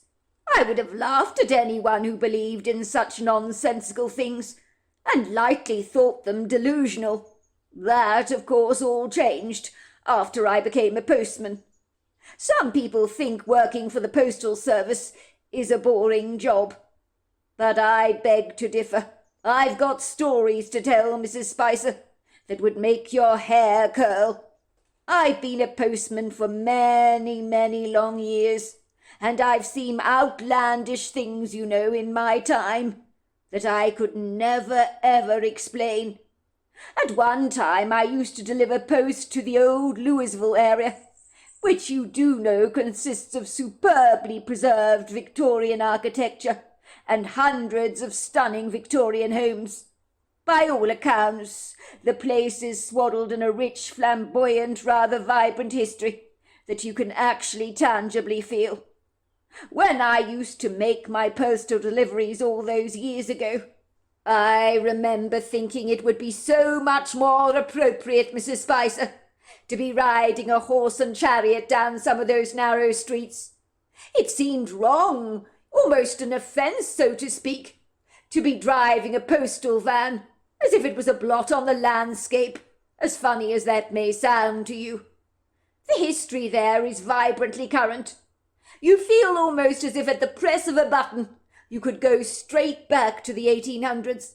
Let me tell you, Mrs. Spicer, many of my customers, living in those resplendent historic residences, told me about strange idiosyncratic things that they'd seen over the years. Sometimes those bizarre things were going on in their own homes. Most of it was pretty benign. You know the kind of things. Strange footsteps on the landing, a muffled cough, a giggle you cannot explain. Many would hear horses' hooves in the middle of the night, trotting down the streets, when nothing was there. It never alarmed them, you know. They were intrigued, let me tell you. I mean, who wouldn't be? I had an experience myself, Mrs. Spicer, that I've never forgotten. It really floored me, you know. By all accounts, it blew my paradigm of the world apart, like shattering a piece of crystal. Let me tell you, Mrs. Spicer, I've never been the same since. My wife used to call me a cynic, because I used to dismiss anything paranormal as just hocus-pocus stuff and nonsense. Not anymore. My stunt as a postman in old Louisville made a believer out of me. So you're saying, Bert, that you had an outer-worldly experience? Asked Evelyn. How absolutely extraordinary. What happened? Oh, please do tell me, Bert. You know me. I love a good story. And I'm not letting you get back into your postal van until you tell me it. Well, Mrs. Spicer, this is not just a story. It's a true personal account. It happened to me. And it is unambiguously clear in my mind. It could have happened yesterday. Well, I want to hear it, Bert. Please go on. I'm very interested. I think my Errol is going to seriously regret not hearing this himself. He's out playing bridge with friends right now, even as I speak. He's going to be so sorry to have missed out on this incredible conversation. My Errol is interested in mystery, and he is much more open-minded about these things than I am. Well, where shall I begin then? I was working in old Louisville as a postman, Mrs. Spicer. I would always deliver post to a Mr. and Mrs. Mollington, a charming, very well-to-do elderly couple they were, in their early 80s, both in robust, very good health. You will find many very traditional folk who love history, have invested in property in the old Louisville area, and have been living there for a long time.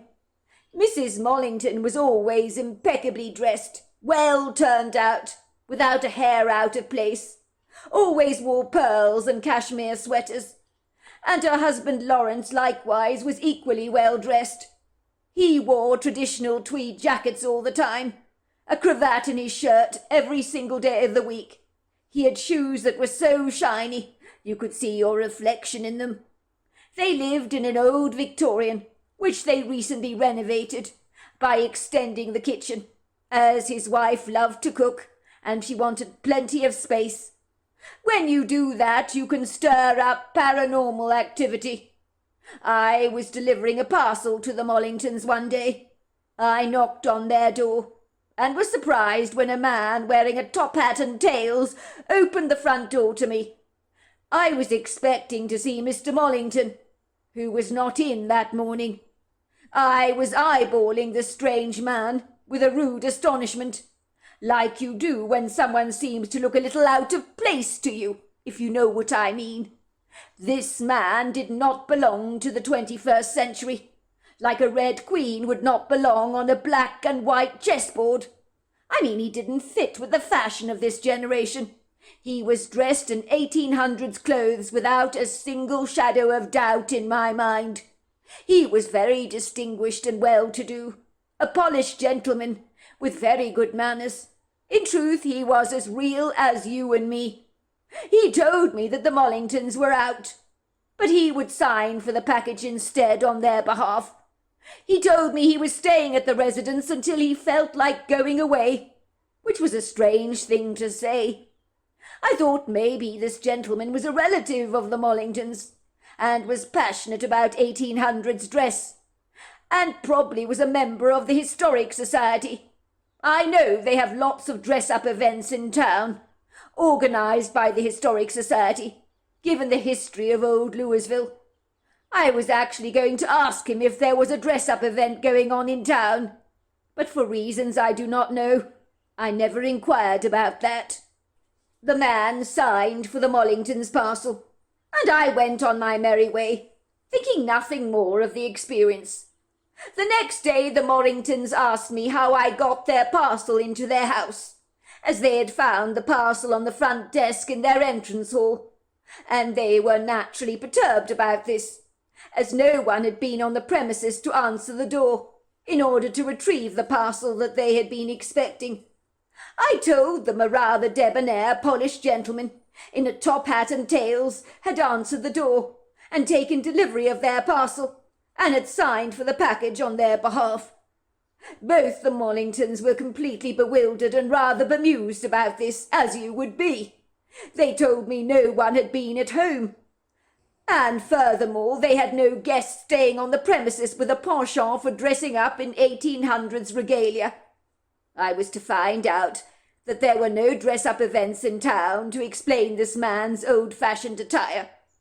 When they told me this, I was confounded. There were no words, as I'd never believed in any of this stuff.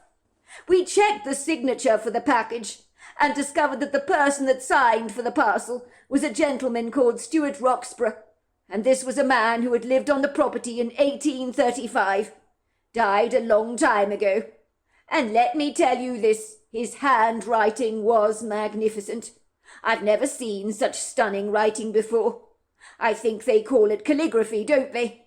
But I'll tell you this, Miss Spicer, people don't write like this today. It's a lost art, it is. I realised that I'd handed over the Mollingtons' parcel to a ghost. That gave me the chills, let me tell you. It took me a while to get my head around that. When I told my wife about the event, she cracked up laughing. She thought it was hilariously funny. She said, "That will show you, Bert. Your days of being a doubting Thomas have sadly come to a rude, very abrupt end."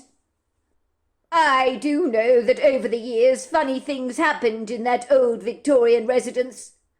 But the Mollingtons described Stuart Roxburgh as a helpful, friendly ghost, so they weren't unhappy about his presence in their home. Unfortunately, not all ghostly entities are like that. There was one house in the old Louisville area on my delivery route that looked very grim indeed. I hasten to say, Mrs. Spicer, I loathed delivering post to that address. I really did. I always felt as if I was being watched. And you know something, even on a sunny, bright day, that entire house seemed to be cast in a dark, oppressive shadow, as if the sunshine itself was avoiding the house like a bad omen. Sometimes I could swear I saw an ambiguous, very dark silhouette staring at me from the upper floor window. I always got the impression they were glowering down at me. I was sure I'd seen the menacing face of a young man who appeared to be very angry. I persuaded myself it was all in my imagination. I shrugged it off as you do. But I never liked that house one little bit. I was always completely staggered that people would choose to buy the place. It had such a bad vibe to it. It was like there was an invisible keep-out sign plastered on the front door that you might not physically see, but boy, you could tangibly feel it. Over the years, many people incongruously bought that place, over and over again. It went through many hands. Granted, it was a beautiful house, but there was something wrong with it. I'd sometimes share the postal shift with a man called Marcus Drew Cannon. He simply hated delivering post to that property. He had a worse reaction to the place than I did. "I don't like that house one bit," he would say. "It gives me the creeps. Please, will you drop the post off for me, Bert? You've got a cast-iron stomach. I can't possibly do it." Since he was so terrified of delivering post to the house, I agreed to do it very reluctantly. Someone had to deliver the post. I would practically throw it through the slot in the doorway. and I would hightail it out of there as fast as I could. I'd have prickles running down my neck. That old Victorian went on the market as regularly as apartment number 5 across the road. Probably more. The people couldn't leave the place fast enough. Sometimes only days after moving in. I was very curious about this matter. So I asked the next-door neighbour, an old lady called Violet Edgerow, who'd lived in the next-door property for over 50 years, if she knew why so many people moved in and out of that property so frequently. "There's something going on at that house, but," she told me in a whisper, "no one stays there long. Over the years, priests have visited the place, you know, to bless it, to no avail. People practicing Wicca, stuff like that, try to get to the bottom of what is going on there. Let me tell you, something untoward is definitely going on. And whatever it is, it refuses to leave the property. I've never liked the place one little bit. It's got a morbid history, you know. A man murdered his wife there in 1872, I'm told. Or somewhere thereabouts. Dear me, I'm not very good with dates, you know. I gather he thought his wife was cheating on him. Someone in town had seen her in the arms of another man, and told her husband about what he had observed. That night he returned to the house in a jealous, drunken rage, and strangled his wife to death. It is believed he buried her in the backyard. Tragically, it turned out the man she had thrown her arms around was her long-lost brother, whom she hadn't seen in a decade. So her displays of affection were very understandable. It was a dreadful misunderstanding. The husband learnt about his grievous mistake when the brother of the woman visited the residence the following morning, looking for his sister again. The woman's husband was so distraught for the blunder he had made that he hanged himself in his closet. Oh, it was tragic, very tragic. No wonder the house has such a grim appearance. When I heard that tale, Mrs. Spicer, I thought to myself that no wonder the place felt so formidable and desolate. It reflected the man's emotions after he discovered what he'd done to his wife.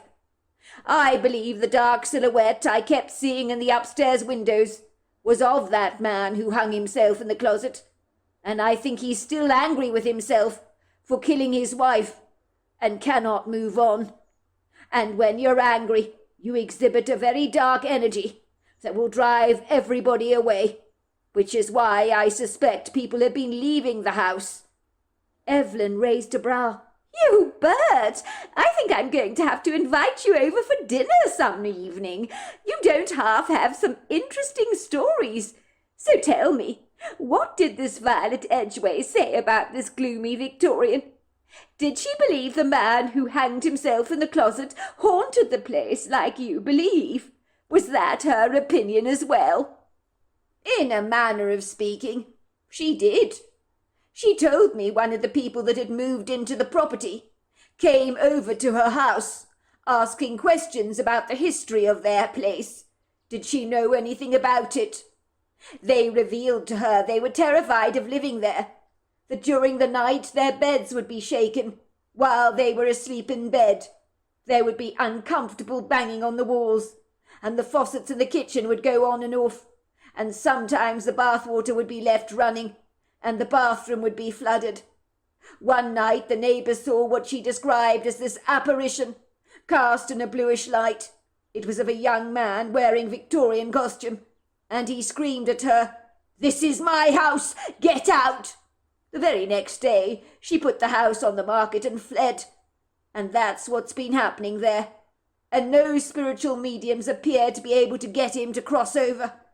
I think he's afraid of what the other side might represent, because he murdered his wife, if you get my drift. "Goodness gracious me," said Evelyn. "That is extraordinary. And, as you say, what a tragic tale. I had no idea things like this actually go on. I must live a very sheltered life, Bert. We've lived in this 1920s house, me and my husband, for many long years, as you well know. Nothing strange has ever happened here.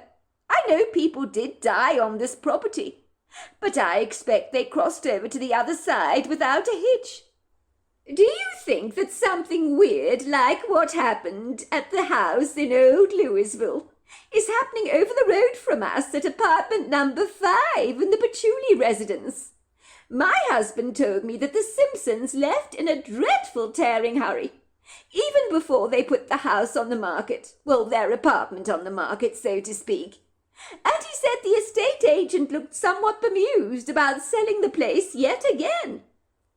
I wouldn't be remotely surprised, Bert admitted.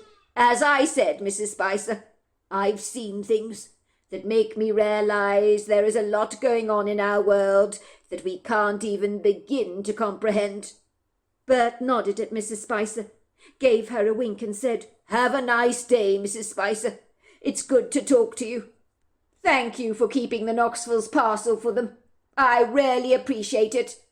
I left a note on the door of their apartment, so I dare say they'll be over to pick it up from your residence later on. I really thank you, Mrs. Spicer, for helping me with all the packages in the neighbourhood when people aren't in. You're a trooper. It does make my job a whole lot easier. Later that afternoon, Evelyn's dogs began barking excitedly.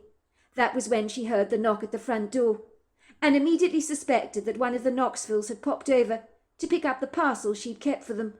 She opened the door to a young woman in her 30s, who was clearly out of breath. She must be eager to get her parcel, Evelyn thought. The young woman's flushed face grew as pink as a peony. She looked at Evelyn rather nervously, her long blonde ponytail swishing from side to side. Her blue eyes looked somewhat disquieted, like a pigeon that had moments before been caught up in the cat's jaws, and was having a degree of difficulty calming down from the experience. I'm so sorry to disturb you, ma'am. I live over the road at the Patchouli residence, in apartment 5. The postman left a note on my door. I understand you kept a parcel for me, and that the postman leaves parcels with you if people are out. I really appreciate you keeping it for me. I've been expecting this parcel for a couple of weeks now. It's a collection of essential oils I've ordered from a company called doTERRA that I'm looking forward to using. I've been doing an aromatherapy course, you see, learning all about the essential oils you can use. It's no trouble at all, dear. It's lovely to meet you. Usually me and my husband are always at home, you know. We're retired, so it's no skin off our nose keeping parcels for the residents in the area. Do please come in, will you? I'll go and get the parcel for you. It's in the kitchen. It sounds like you're eager to get your hands on those essential oils. I love essential oils myself. Always have, you know. My absolute favourite is neroli, jasmine and rose. Put a few drops of that in your bath water, and you've gone to heaven and back. The smell is exquisite. Nothing like it, if you ask me. Those are my favourites too, said the woman enthusiastically. I also love sandalwood and clary sage. They say when it comes to aromatherapy, you're instinctively drawn to the scents your body needs the most. Well, that sounds very interesting. I never knew that. But that makes perfect sense to me. Evelyn noticed Mrs. Knoxville was looking apprehensive, a little like a deer caught in headlights. Her whole body twitched nervously, like a rabbit emerging from a burrow, afraid that it's going to be pounced on by an unsuspecting fox loitering in the dark shadows. Oh, I must apologise. You must think me awfully rude. Well, I haven't introduced myself yet. My name's Lara Knoxville, and as you know, I've moved in over the road. It's an adjustment for us. We used to live in Albuquerque, New Mexico, you see. My husband and me, well, we're from there. We relocated to Kentucky for business purposes. I feel a bit like a fish out of water living in another state like this. It doesn't help that my family and friends are so far away, so you can feel awfully alone at times.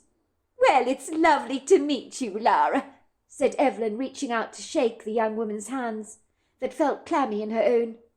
Lara's eyes darted around Evelyn's kitchen nervously, and then at the parcel she was holding in her hands that Evelyn presented her with.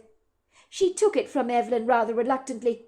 She was about to say something when Evelyn suddenly interjected. So how are you enjoying Sunnyvale Close and your new apartment in the Patchouli residence? I've never been in one of those apartments before, but I'm told they're absolutely superb. The young woman didn't meet Evelyn's gaze, and then very suddenly 2 fat tears rolled down her cheeks. This reaction to her casual inquiry Evelyn did not expect. She didn't know how to react to this poor young woman, who looked as if she was carrying the weight of the world on her shoulders, and Evelyn suspected this was not the first time that Lara Knoxville had broken down in tears. She noticed the young lady's eyes on close inspection were puffy, and there were conspicuous dark shadows under them that suggested she may not have been sleeping well of late. She knew that moving into another state could be tough going, but there was more to this young woman's sorrowfulness than actually met the eye. "Oh, my dear, are you all right?" said Evelyn kindly. "You're crying, dear. Whatever it is, I'm sure it's not that bad. Nothing ever is, you know. How about I make you a nice cup of sweet tea, so you can talk about it if you like? I imagine you must be dreadfully homesick, being so far away from home. It's perfectly natural to break down. I mean, Albuquerque, from what I understand, is 21 hours away from here by car. Let me tell you, dear, any move is always an adjustment. Believe me, I know all too well. My family's initially from Florida, you know. When I moved here all those years ago, it was a major adjustment for me. But I promise you it will get easier with time, especially after you start making friends here. Folk around here are very friendly. They'll make you feel very welcome, and before you know it, you'll believe the Bluegrass State is home. It grows on you, and once it does, I can promise you this, you'll never want to leave. I go back to Florida myself regularly to see old friends of mine and extended members of my family. But I consider this place to be home now." Evelyn's kindness meant the young woman began to blubber, and try as she might to fight back the tears, they fortuitously spilled down her face. "Oh, I'm so sorry," said Lara. "You don't even know me, and I'm blubbering like a baby. This is so embarrassing. I assure you, I'm not normally like this. But moving here, it's been so hard. Everything's gone so badly awry. Sometimes I feel as if I must be losing my mind. My husband thinks I've been out of sorts since we moved here. He's right about that. But half of this stuff hasn't been happening to him, so how can he possibly understand what I'm going through? He's not here half the time." "You can tell me about it, dear," said Evelyn. "I'd like to help if I may," she said generously. "Now you sit down over there, and I will make you a nice sweet cup of tea, shall I? You're welcome here any time you like. Please regard me as a friend, the first of many you will likely make around here." "I am most sure of that." Lara Knoxville gratefully flopped into the upholstered chair at the kitchen table, like a rag doll. Evelyn handed her a box of tissues so she could wipe away her tears. "Are you going to be all right, love?" she asked with concern in her voice. "I'm just worried about you." Lara Knoxville composed herself. She straightened out her slumped posture. She nodded, blowing her nose into a tissue. I'll be fine in a minute," she assured Evelyn. "But tea sounds great. It really does. I'm more of a coffee drinker, you know. But right now, I couldn't think of anything more inviting than a cup of tea." "Coming up," said Evelyn. Before long she was busying herself at the hob, preparing a cup of tea for the both of them, which she poured from a blue kettle on her range cooker, into her favourite blue and white china teacups. When people were upset, she had learnt that tea was the drink of choice to calm down flayed nerves, and it appeared to be working, as Lara Knoxville seemed to relax after she drank a few sips of the sweet concoction. The colour returned to her cheeks, the tears abated. "I'm so sorry about this. I don't know what overcame me." "Don't you dare apologise to me, young lady. It's good to cry, to let your emotions out. That's what I always say. It's the people that don't cry that have the problems. It's a release, isn't it? So tell me, said Evelyn, sitting down opposite Lara, you're not having problems at apartment number 5, are you?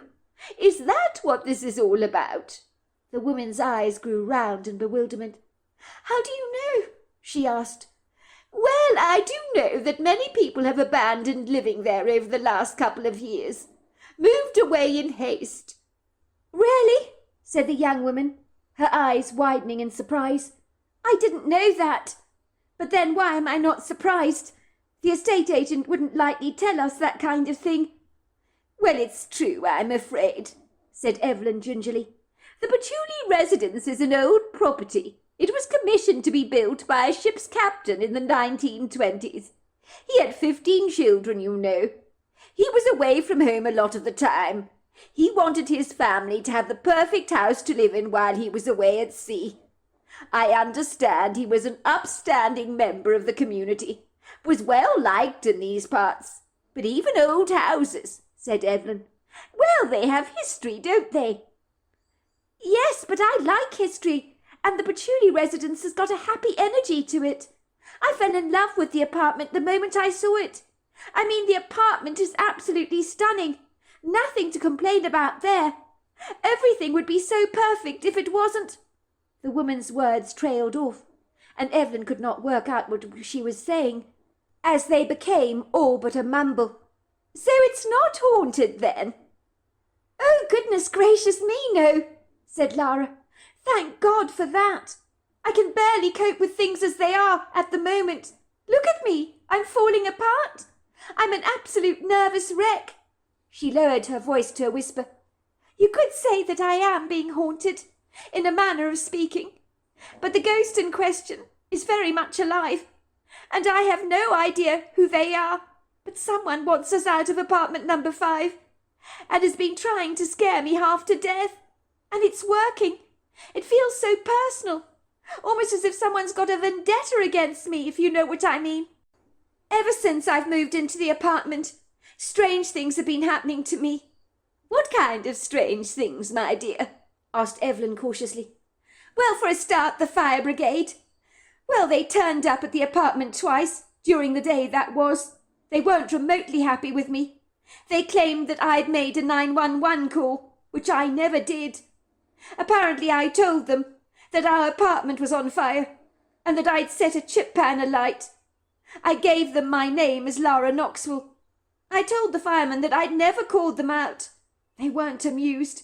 I don't think they believed me. They were saying that they'd been called to the apartment on numerous occasions in the past, by previous owners, and it had always been a hoax caller. I assured them I never called them. Then the police came in the middle of the night one time, when my husband was away. Blue lights flashing, sirens going off.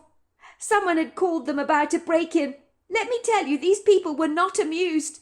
They were telling me they didn't have time for pranksters phoning 911 for the hell of it. But I would never ever do a thing like that. I've had pizza delivery men rocking up at the doorstep with over a dozen pizzas. The man from Taco Bell and a Chinese takeaway place. I apparently ordered all these things when I never ever did. I feel as if I'm responsible for messing with people's lives and their livelihoods, but I'm not.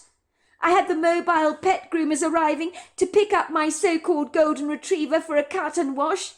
And I don't own a golden retriever. I have a short-haired Jack Russell and a Dachshund mix called Chubby Chops, who will never need his hair cutting a day in his life. Then a plumber arrived at my front door, saying he'd been called out as my toilet was blocked. The irony was that my toilet was actually blocked. That's a funny thing about it. So I actually invited him in to attend to the problem because I was about to call a plumber. I needed a plumber, so I thought I might as well use him. Do you know, he asked me why me and my husband used so much toilet paper. It was so embarrassing. There was a ton of it in the loo, blocking the pipes, as if we'd wiped our bottoms in one sitting with over 100 loo rolls and tried to flush all that stuff down the toilet. Someone blocked that loo on purpose. And to do that, they must have been in our apartment. I think they're using a burner phone so that no one can trace who they are. Evelyn's face paled. That is horrifying. I don't know what to say, love. Over the last year, my husband has noticed fire engines and police cars, as well as delivery drivers, rocking up at the Patchouli residence, obviously intending to serve apartment number 5. They always look frustrated as they leave the place. He noticed it was happening all over again, to you, after the previous residents left in a hurry. So my guess is whoever's been doing this to you wants you to leave the place. But if they've been in your apartment, that is most unsettling. There is more, said Lara, dabbing her eyes with a tissue. A lot more, I'm afraid. Not only have all these untoward things been going on, but as I was saying, someone's definitely been in our apartment. The weirdest thing of it all is I've changed the locks 3 times. It makes no sense to me that items of mine have gone missing, most especially a photograph album of mine that is so precious to me. Then I found a dead rat in my knicker drawer, and I found the doodah that I'd thrown in the downstairs dumpster that I had picked up after Chubby Chops when he did his business on the street. The package of doodah was placed in my refrigerator. Then strange rotting produce has also been placed in there that stank because it passed its sell-by date and had gone off. Then there was this horrible, atrocious smell in the apartment that simply wouldn't go away. And I tried to look for it, and for a long time I couldn't find it. And then I traced it to a cushion on my settee.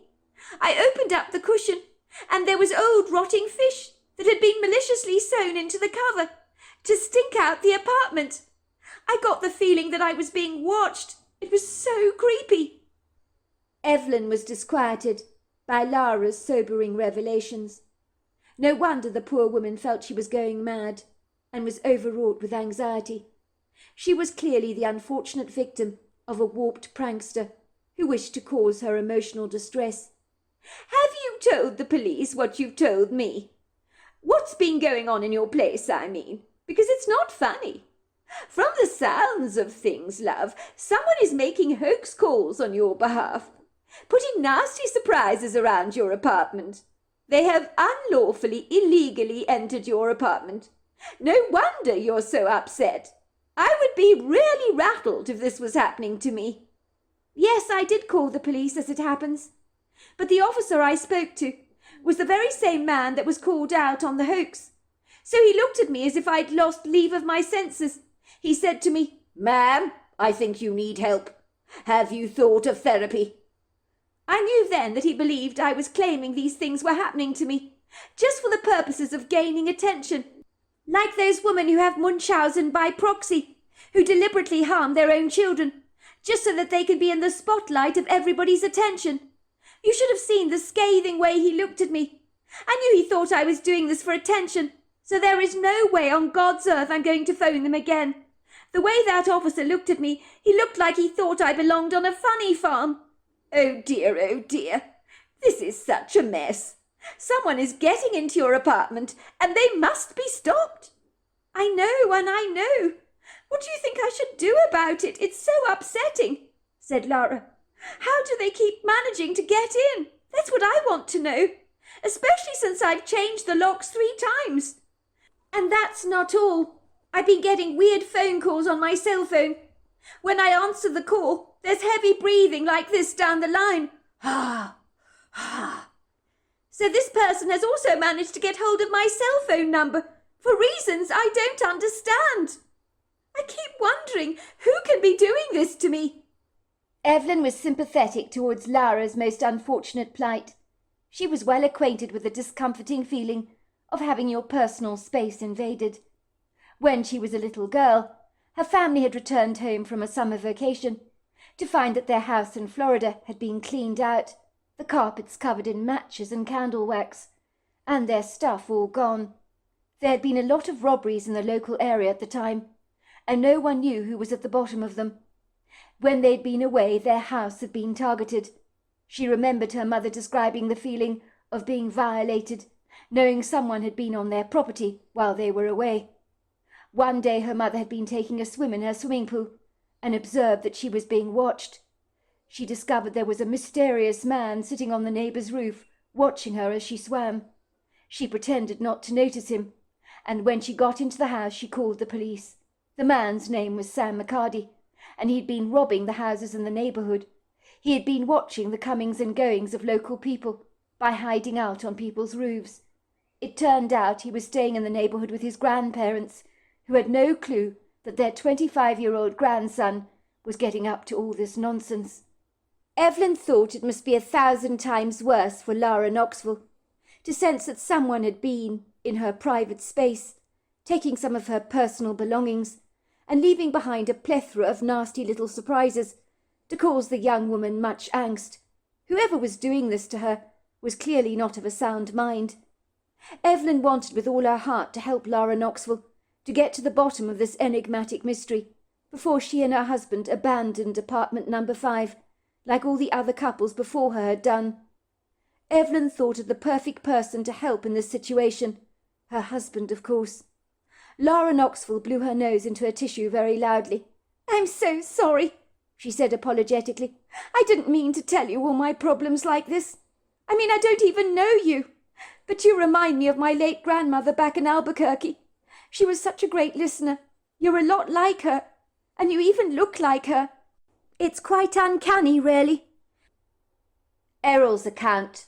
When I returned home from playing a jolly good game of bridge with some local friends of mine, my wife informed me about her long chat she'd had with a new resident in our street, a lovely young lady called Lara Knoxville, who had moved into apartment number 5 at the Patchouli residence about 3 months prior. She told my wife about all the strange, idiosyncratic, rather absurd things that had been happening to her of late. It would seem when she picked up a parcel from my wife, she had broken down in tears, poured out her heart to my wife, possibly relieved to have found someone who she could confide in, that rather reminded her of her late grandmother in Albuquerque. "It was too dreadful, Errol," she told me. "The poor woman. I can't imagine the grief she's going through. She was so overwrought. She and her husband have moved here from Albuquerque, New Mexico. They are new to Kentucky and were very excited about moving into apartment number 5. Then all these dreadful things keep happening to them. Like I suspected, they happened to the Simpsons as well. Lara felt as if she was the target of a vicious hoaxer that is trying to scare the couple away from their apartment. Who is being like this? It boggles the mind that people can behave like this. She doesn't know what to do about it. The police are not taking her reports seriously at all. They think she's pulling these hoaxes herself to gain attention. The poor woman. Oh, Errol, she was beside herself. She believes someone is physically getting into her apartment, doing these dreadful things to her, but she has no idea of comprehending how on earth they're getting in there. When she returns home from a trip to the shops, she has a profound sense that someone has been in her apartment. It feels disturbed, if you know what I mean. That's dreadful. I can't imagine. It's worse than that, Errol. Things have gone missing, including, I believe, a very special photograph album that she treasures a great deal. And if that's not bad enough, dead rats have been placed into her underwear drawer from time to time. She's changed the locks over 3 times. Then, of course, she's been subjected to all those hoax call-outs.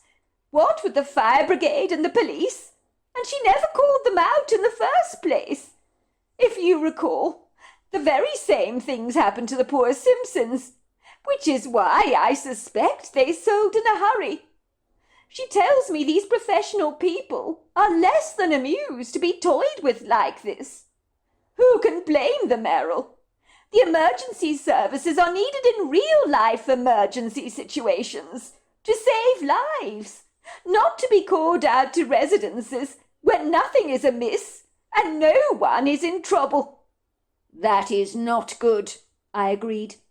"It sounds like someone's been trying to turf out the people from apartment number 5 by scaring them away over the last 2 years. I mean, who the hell would be doing this? And more to the point, why?" "I have no idea, love. But since you love putting your nose into other people's business, if you don't mind my saying so, and watching the coming and goings of the street, well, I thought maybe you could look into this, find out who's living in the other apartments, do some background checks on those people, that sort of thing. I'd like you to help Lara Knoxville if you can. She's such a lovely young lady. She doesn't deserve any of this. I feel so desperately sorry for her grievous situation. She looked like a frightened little sparrow. She's a slight-looking thing, you know, with huge big blue eyes and blonde hair. And she's not handling any of this well. Her husband's out on business most of the day, when a lot of this weird stuff is happening to her. So he doesn't understand what she's going through. I suspect he thinks it's all in her head." When my wife told me about this, I was most unsettled. I began to do some investigating, beyond just watching the patchouli residence through the lens of my binoculars. I had a hunch that the perpetrator of these nasty pranks had to be one of the occupants of the patchouli residence. One evening, on an impulsive whim, I took it upon myself to knock on all the apartments in that residence, in the guise that I was thinking of suggesting to the council that a couple of speed bumps should be erected in our road to slow down any fast cars driving in our neighbourhood.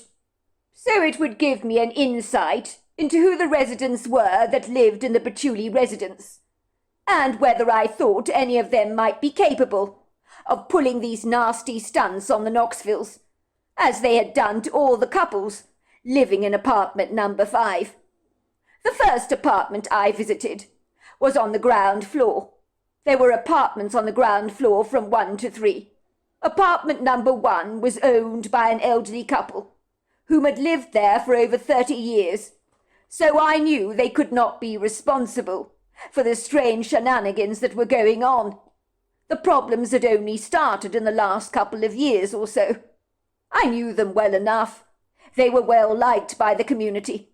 Mrs. Ball had been a nurse for many long years, before she finally retired.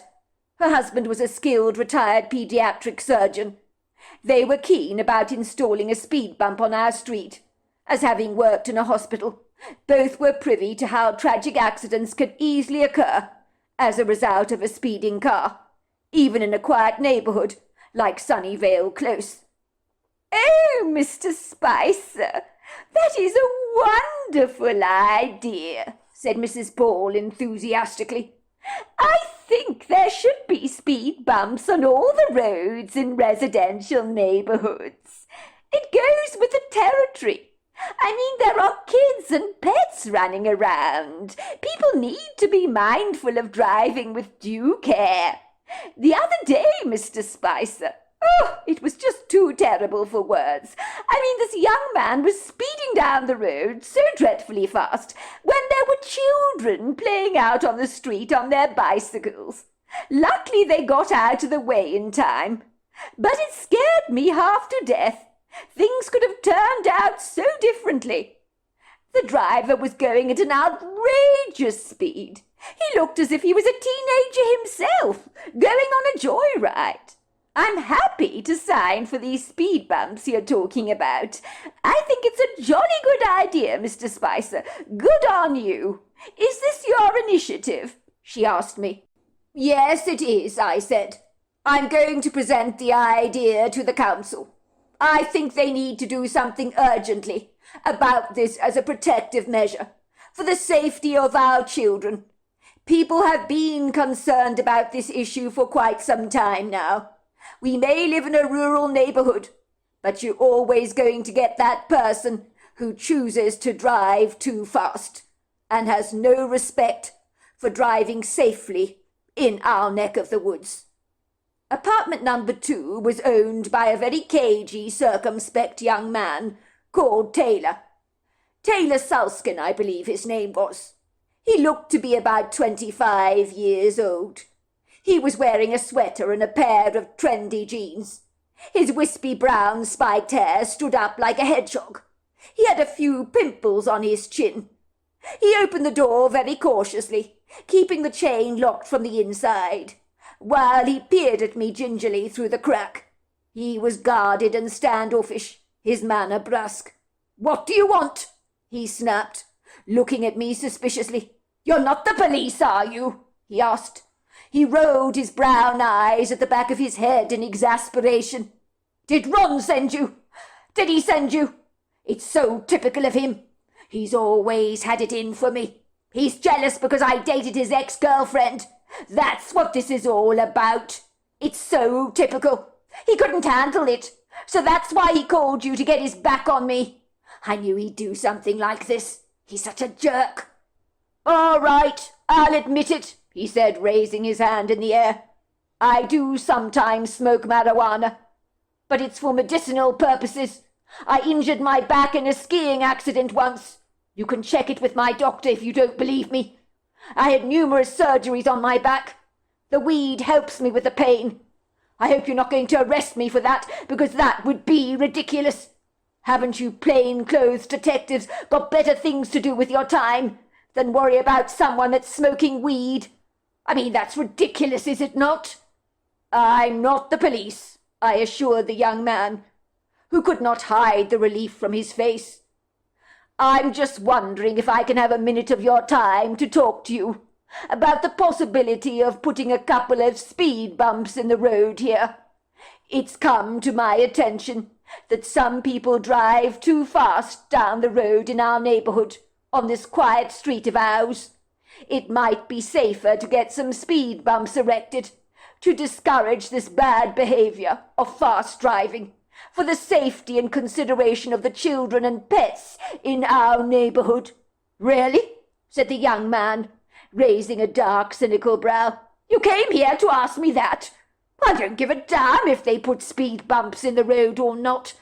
I don't have children, nor animals. None of this concerns me. People shouldn't let their kids play in the streets anyway. If their kid gets run over by a car, they're responsible. Now please go away," he said, lifting up his hand and practically shooing me away from the apartment. The man smelled strongly of weed, seemed to be very evasive. Could he be the one causing Lara Knoxville so many problems? I did not think so. He seemed too selfishly caught up in his own self-centered bubble to care about anybody else for that matter. I secretly suspected he'd far rather be enjoying smoking some pot than stuffing rotten fish into a cushion cover and sewing it up to smoke Lara Knoxville out of her apartment with an odious foul smell. Somehow it wasn't him. There was a young couple in apartment number 3, a 28-year-old woman with a newly born infant and her husband. When she answered the door, she looked absolutely exhausted. She had dark circles under her eyes. Her hair was dishevelled and all over the place. "Do come in," she gestured to me. "Please excuse my appearance. I'm a first-time mother, and I'm just hardly holding it together, actually." Her husband was wearing a business suit and looked as if he'd just walked through the door. He greeted me with a strong, friendly but brisk handshake. The apartment, although it had the potential to be stunningly beautiful, was a bomb site, with mess strewn absolutely everywhere, as if there'd been a jumble sale taking place in the apartment.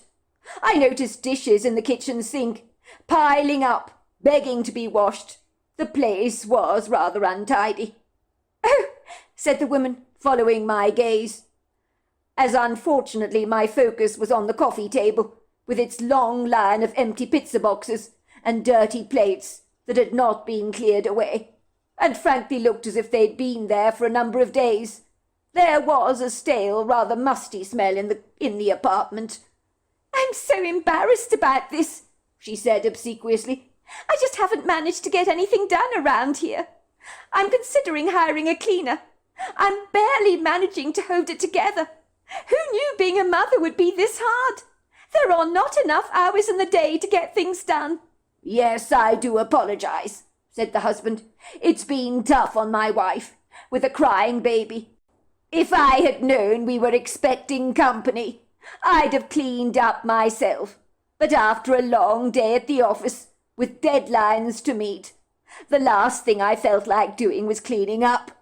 "You don't need to apologize to me," I told him. "I had 2 kids of my own once. One of them had colic, and me and my wife were permanently exhausted. The wee little thing kept us awake all hours of the night. So we were not always looking our best, neither was the apartment. But it goes with the territory of having children. If it's any consolation, it will get better and easier. I seem to remember you develop a fitness with children, as with any other kind of sport you indulge in. So believe me, it's not going to be a nightmare indefinitely." "Oh, that is so kind of you to say that," said the woman. "No one tells you how hard it is to be a first-time mother. First-time parents, actually. Me and my husband were not intending to have children, but it just happened." "We don't regret it for 1 minute," said the husband hurriedly. "It's the best thing that has ever happened to us. Having a baby, I mean. Even if it is a little overwhelming. Sorry, can I get you a drink or something? I've almost forgotten to mind my manners. It's been one of those days, I'm afraid." "No, that's very kind of you," I said. "But I'm only popping around to ask you how you might feel about the possibility of putting a speed bump, a couple of them, in the road to make it safer for our children and pets." "Well, you can count on us," said the woman eagerly, looking to her husband for moral support. "I think it's a fabulous idea." "I do too," he agreed. "I will sign on the dotted line at once. I want our street to be safe for our children to play around. If we can slow down some of those maniac drivers, that will make things even better around here, for the folk living here. It's crazy that in such a peaceful neighborhood, in a countrified setting, that this even goes on. But now and again, someone drives down our road as if they're Nigel Mansell on steroids. I think something should be done about this, so you can count on our support." As I bid them both farewell, I could hear the loud cries of a baby. My heart went out to the poor couple. They certainly had their hands full. "Oh dear," said the woman. "There she goes again. When will she ever stop? There is no rest for the wicked." I knew there was no way they were involved in bothering Lara Knoxville. They had far too much on their plates to concern themselves with playing pranks. Mr. Chris Harper was a man in his 50s. Now he lived in apartment number 3. I knew him well enough, of course. Everyone in the neighborhood certainly did. He was well liked, but he is what you would describe as an adrenaline junkie, with a great big passion for adventure. He owned a Harley Davidson and took long road trips around America with his biker friends. I noticed he always was heavily tattooed and had lots of piercings in his ears. He invited me in for a beer, slapping me on the back, and said, "It's good to see you, Errol. Long time no see. The last time I saw you was at the neighborhood barbecue. That must have been about 6 months ago. I've not been around, I'm afraid. I've been out on the open road for 3 months now, but I'm back for a week or so, and then I'm gone again. You can't keep a good man like myself down, can you?" he said, giving me a wink. "I feel so free out there, you know, on the open road with a powerful engine beneath me, the wind blowing against my cheeks. On my recent trip, I went riding by fields and fields of corn, under a golden sky. Oh, my goodness, it was beautiful. There was nothing quite like it. When I was growing up, I loved nothing better than watching corn grow. There's nothing quite like it, you know. I left Chris Harper's apartment 2 hours later, with a couple of beers lining my gut. He told me about his long trips out on the open road. I was struck with the incredulous feeling that Chris Harper's life was one big adventure, and he was not the sort of man that would be interested in playing silly pranks on a young couple. Furthermore, he was always away. He wouldn't have been able to do some of those things.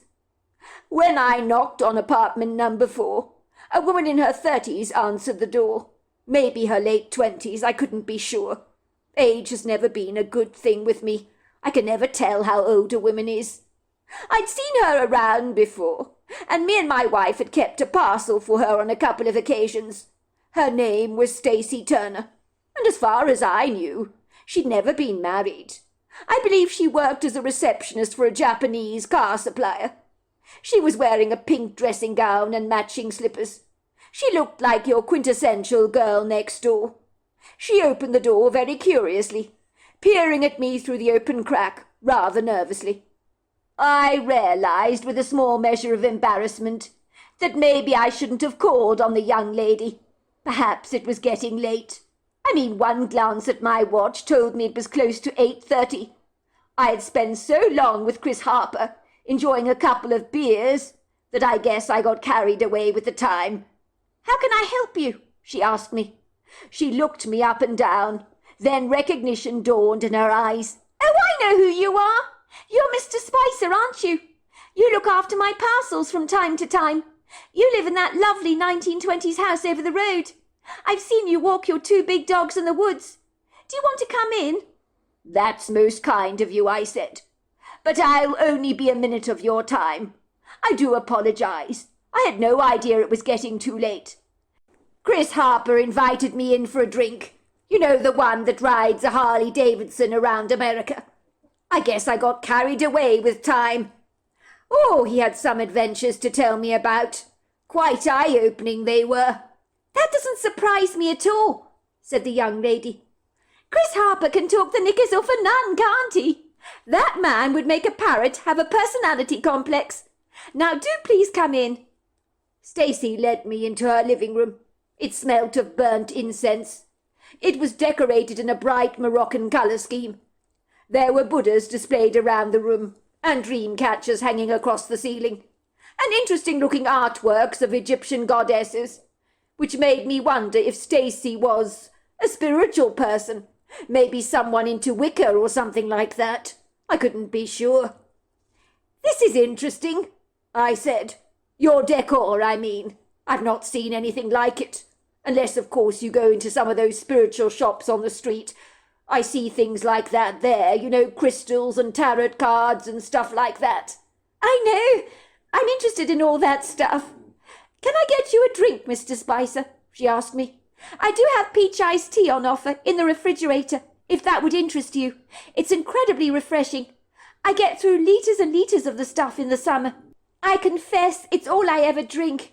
I hate water, you see. I can't stand the stuff. You should see my shopping cart. Half the stuff I ever buy is peach iced tea." "No, I must be going. Kind of you to offer, though. But I need to make this quick. How would you feel if we were to put speed bumps in the main road down our street?" "Whatever for?" asked Stacy, looking surprised. "This is a quiet rural neighbourhood. Why would we need bumps in the road? It's not like we're living in a busy town, is it? I mean, is that really necessary? Isn't that overkill?" "Well, there are times when children are playing in the road. And you do get the odd driver that has a fixation on accelerating. It would mean that people would be forced to slow down. It's more a protective measure, should I say, to stop anyone from speeding." "As far as I'm concerned, it's absolutely disgusting to speed in a residential area. Anyone who does that deserves to be locked up. You can count on my support, Mr. Spicer." I thought Stacy Turner seemed nice enough. I didn't think she'd be inclined to pull stunts on her neighbours. But she had been living in the apartment for 2 years, which was in the timeline, when all the strange activity occurred. To apartment number 5, which was right next to her immediate neighbours, so to speak. By all accounts, she lived alone.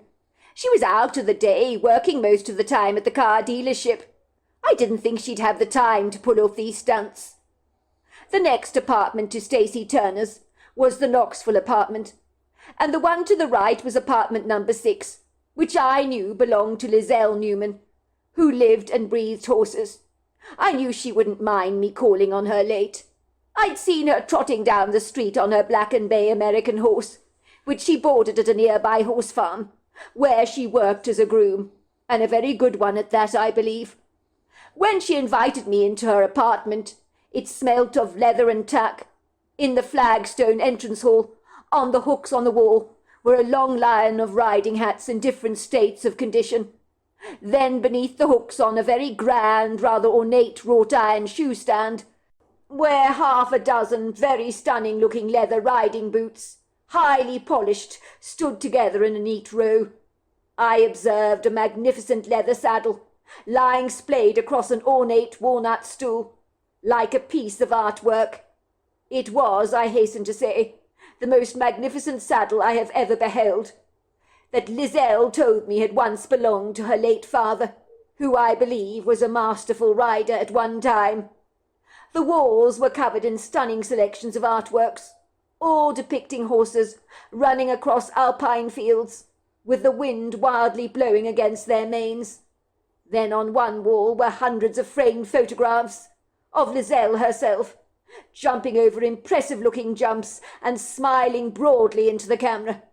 I observed on the hall table the most exquisite marble statue of a horse, standing up on its hind legs, and I knew this apartment belonged to a horse-obsessed person. I doubt Lizelle would have been remotely interested in playing any nasty tricks on the Knoxvilles. This woman was caught up in the world of horses, and nothing else interested her. When Lizelle opened the door to me, she was still wearing cream jodhpurs and a white cotton shirt. Lizelle led me eagerly into her rather grandiose living room. There was a glass of red wine on the walnut coffee table, along with an open bottle of red wine of a very illustrious vintage. The woman clearly had expensive taste in wine. There was a book that was lying open on the settee, cover side up. It was about the life and times of some famous horse rider that I've never heard of before, which I suspect she must have been reading before she actually answered the door to me. There was opera music playing in the background on a rather elaborate-looking Bang & Olufsen musical centre. So Lizelle didn't buy anything cheap. To her credit, there was a real fire frolicking away merrily in the grate, not one of these fake fireplaces made to look like a fire.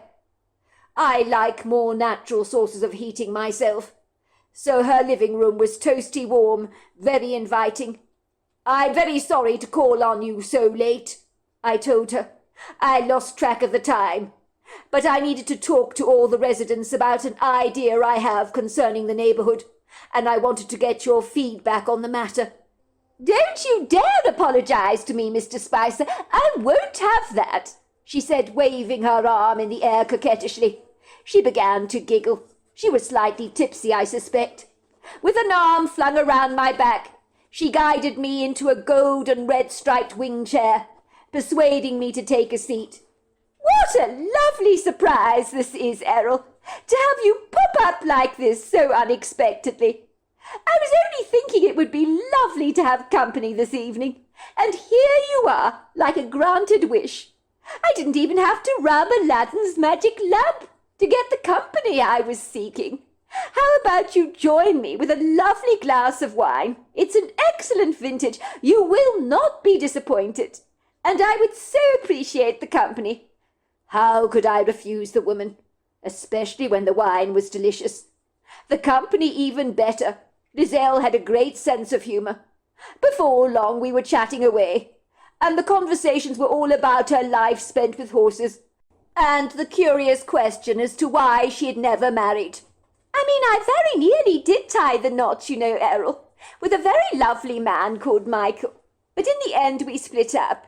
He told me that I was far too passionate about horses, that they were consuming my life, and that I'd be better off married to one. I realized he was absolutely right, you know," said Lizelle, laughing, as she took a sip of her wine. "I've always preferred horses to people, Errol," she admitted. "I could legally marry a horse if given the chance," she said with a naughty twinkle in her eyes. She waved her finger at me teasingly. Now let's see. There is a very hunky stallion on our horse farm. Now that horse, he is a looker, and he's got a killer mane on him, let me tell you, Errol. At that we both burst out laughing. I called my wife to tell her that I would be back later. And 4 hours later I was feeling very tiddly, as Lizelle had ploughed me with glasses of delicious red wine that I could not refuse. I had knocked back a couple of beers with Chris earlier on in the evening, so I'd had my fill of alcohol, that was for sure. Yet I wasn't sure I was any closer to finding out who was perpetrating these rather mysterious, malicious stunts on the Knoxvilles. I left Lizelle's apartment, realizing to my astonishment that I hadn't even broached the subject of speed bumps with her. But I left feeling fully satisfied that Lizelle would have nothing to do with upsetting the Knoxvilles. She was far too wrapped up in the world of horses. "Thanks for coming, Mr. Spicer," she said, giving me a toothy grin, and I realized Lizelle's teeth were like that of a horse. "We've got to do this again," she chuckled. "It was so much fun." As I made my way out of the arched entrance of the Patchouli residence, I went down a flight of sandstone steps into a courtyard. I shivered because it was freezing cold out there, and I was only wearing a lightweight jacket. It was a moonlit night, with a soft moon peeking through the velvety dark sky, like a bashfully shy child peering through the dark curtains of a theatre. My legs were wobbling beneath me, as I hobbled rather awkwardly away from Lizelle's residence, wondering if I had overdone things by drinking too much. Silly question. Of course I had. The wine seemed to have made me very unsteady on my feet. I was about to walk away from the Patchouli residence to cross the road to my own home, when I heard a clanging and clattering sound. I knew it was coming from the bins on the Patchouli property. Who was making that noise, I wondered? Surely the raccoons would have gone into early hibernation by now. The weather had been freezing cold of late, so it couldn't be raccoons ferreting around in the bins, I was most sure. I could have walked away, of course, but as my wife will tell you, I'm naturally nosy by nature. If I went home and ignored the crashing sounds, it would niggle me greatly that I hadn't investigated what was going on. I like to get my nose into everything. There was not a soul outside. It was eerily quiet, hauntingly so, you could say, as all the lights in the residential houses in our neck of the woods were out, even my own. The residents in Sunnyvale Close had wisely all decided to retire to bed, given it was a weeknight. We didn't have any street lights in the close, so it was rather dark. I pulled out my cell phone from my pocket to light up my path with the torch. I heard the crashing sound again, and my insatiable curiosity was naturally piqued. I didn't want to frighten anything away, so I clandestinely, very discreetly made my way towards the bins, being absolutely sure not to make any noise, even though in my drunken state I was ungainly on my feet. It was difficult to even walk in a straight line, let alone walk with a measure of stealthy caution. When you're under the influence, but I tried my level best, I did. The noise got increasingly loud as I approached the bins. They were placed in a little square-walled area, behind a neatly manicured hedge to hide them from the road, so that they couldn't be visibly observed from the street. I approached the bins, keeping myself in shadow, and that was when I saw stuff flying out of the bins. Someone was standing there, rummaging around in the bin, with a frantic urgency. They were making a grunting sound. My first thought was, what the hell is that? My vision was very blurry. I was so inebriated. I began to rub my eyes vigorously, in the rather vain hope that it might make me see better. I observed large boxes of peached iced tea crash-landing on the ground. There were so many of them. I realized that this someone was ferreting in Stacy Turner's bin, because she had told me that she drank tons of peached iced tea. This had to be her bin. That was when I saw him, and that was when I thought I had to be dreaming. The wine really must have gone straight to my head. There was no way that what I was seeing could possibly be real. I rubbed my eyes again. I had to do it to make sure that I was awake. But there was no doubt that what I was seeing was unmistakably real. The moonlight unabashedly cast its pearly luminescence, its gossamer lighting effects over this creature. Even though I could only see his burly proportions, his ponderous shoulders, his overlong arms, and the back of his pyramid-shaped head, I was in no doubt that I was seeing a Bigfoot. The size of this humongous creature was incredible. There are no words. He must have been 9 foot tall, his stature robust, burly, powerful. I was thrown off guard. I had not expected to stumble across a Bigfoot going through the rubbish like this, and his hunt through Stacy Turner's bin was driven by focused purpose, as if he was looking for something in particular. What was he doing, I wondered? Then I heard a faint mewing sound, like that of a cat. The Bigfoot pulled out the plastic bag that was knotted at the top, opened it out, and gently pulled out something furry. It sprang into life and hurried past me at breakforth speed, and I realized at once it was Casper, Mrs. Thomas's cat. The woman had put up posters around the neighborhood, asking if anyone had seen her beloved cat. Someone vindictively spiteful had done this. The Bigfoot had saved the cat's life. It was then, in that poignant moment, I wondered about the sanity of Stacy Turner, as the cat had been found in her bin. The Bigfoot closed the bin's lid with a mighty walloping crash, leaving Stacy's trash lying around the place like fallen autumn leaves. The Bigfoot must have sensed my presence. Very suddenly his head swiveled around in my direction. His eyes met mine. They gave off a yellow eye shine. I was too inebriated to run away, so I stood there, gawking foolishly at the creature. The Bigfoot stood there looking bewildered to see me. I know this sounds awfully strange, but he looked right through me, as if he was reading me like a book, from its beginning to its very end. No one has ever looked at me like that before or since, I'm glad to say, because it was disturbingly uncomfortable. It was almost as if he could see right through to my soul. The Bigfoot lifted up 5 fingers.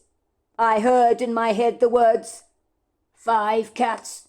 I've had to rescue 5 cats from this bin. Someone is trying to harm them, just for the fun of it. The Bigfoot shook his head in disgust.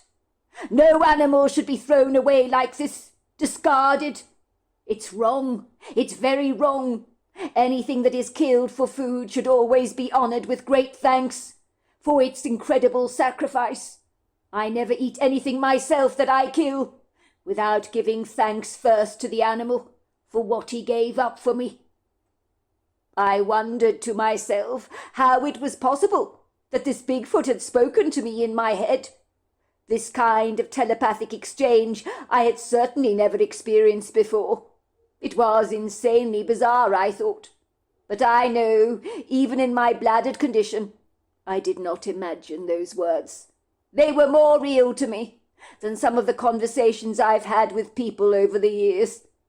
I was thinking this when the Bigfoot responded, "Yes, I spoke to you. Get over it." I stared at the creature incredulously, and I sensed he was highly intelligent.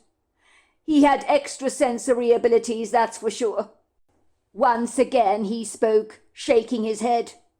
"It's good you don't see what I see sometimes," he muttered. "Believe me, not everything I see is good. Which is maybe why your kind so successfully block it all away. But whoever is doing this to these animals is not right in the head."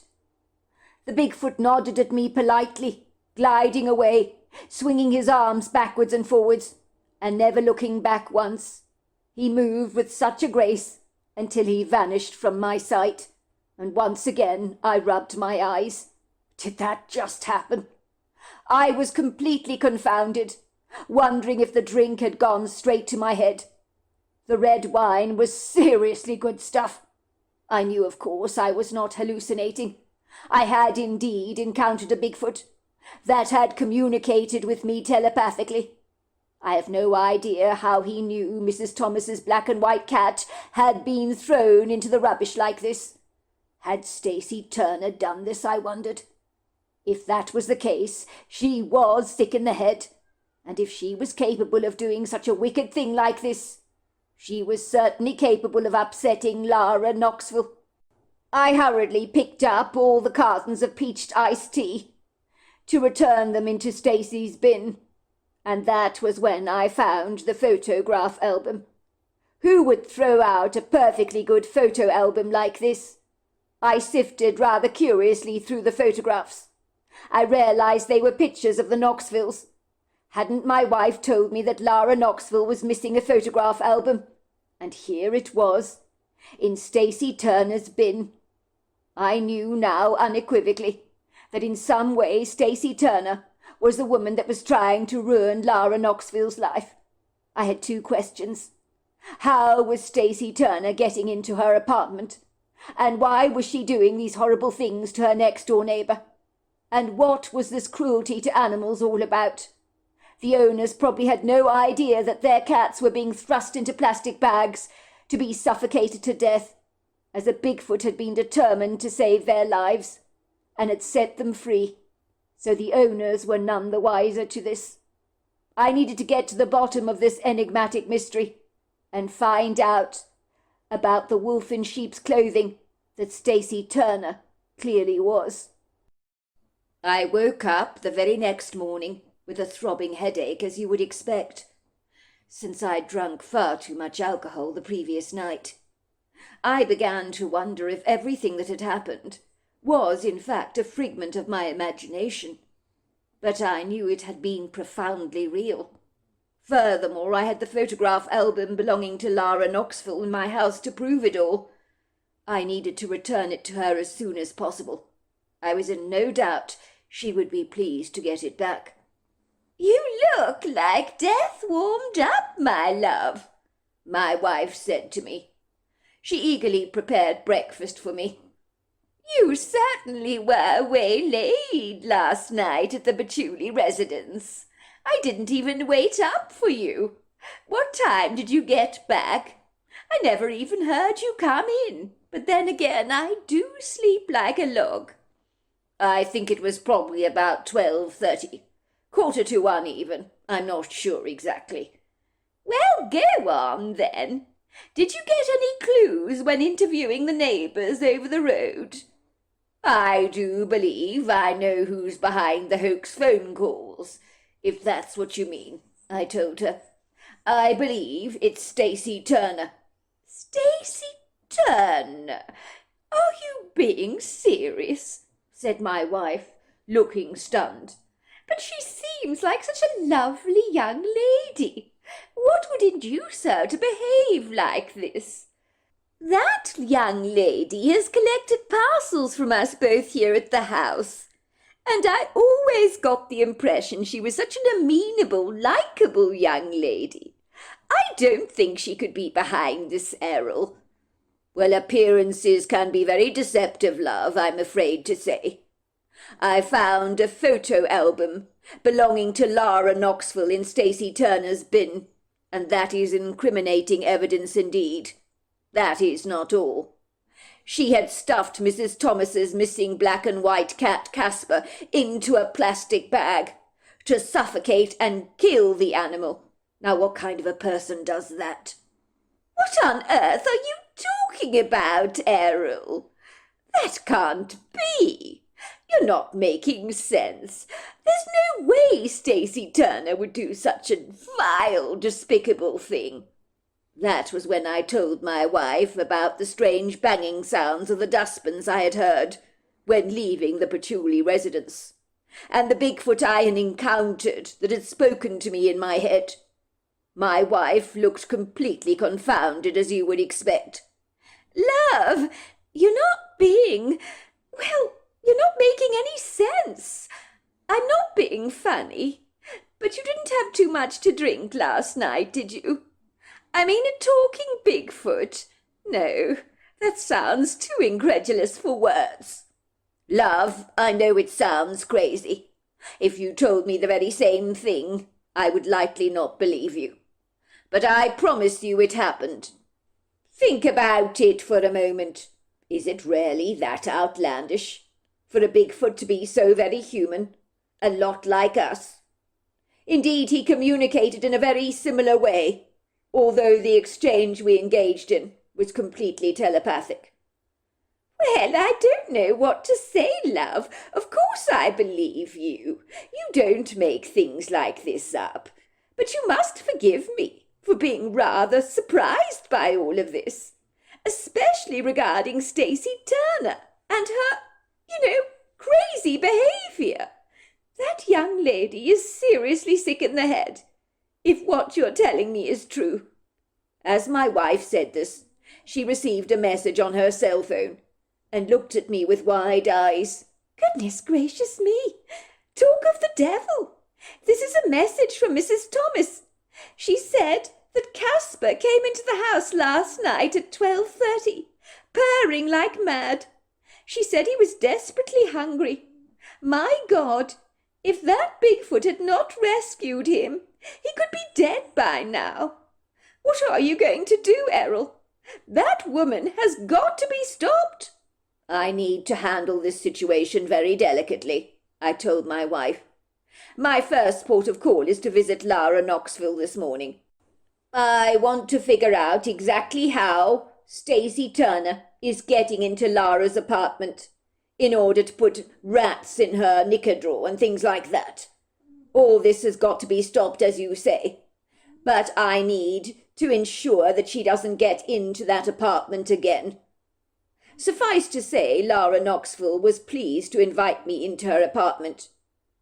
Is this yours? I asked her, handing her the photograph album. Oh, my God! You found my photograph album! Oh, thank you so much, Mr. Spicer. Where did you find it? I was convinced it had been stolen, that I'd never see it again, and you can't get photographs like this back. It's a long story, Lara, I'm afraid. Let's just say I believe I'm on the correct trail, but I need to spare you all the details right now. I will only put you in the picture once I've established that all the facts I have gleaned are in fact correct. I hope you don't mind desperately much, Lara, if I do a search of your apartment. I'm not going to go snooping through your private things, of course, but I am looking for something in particular to answer some of my enigmatic questions. Be my guest, said Lara.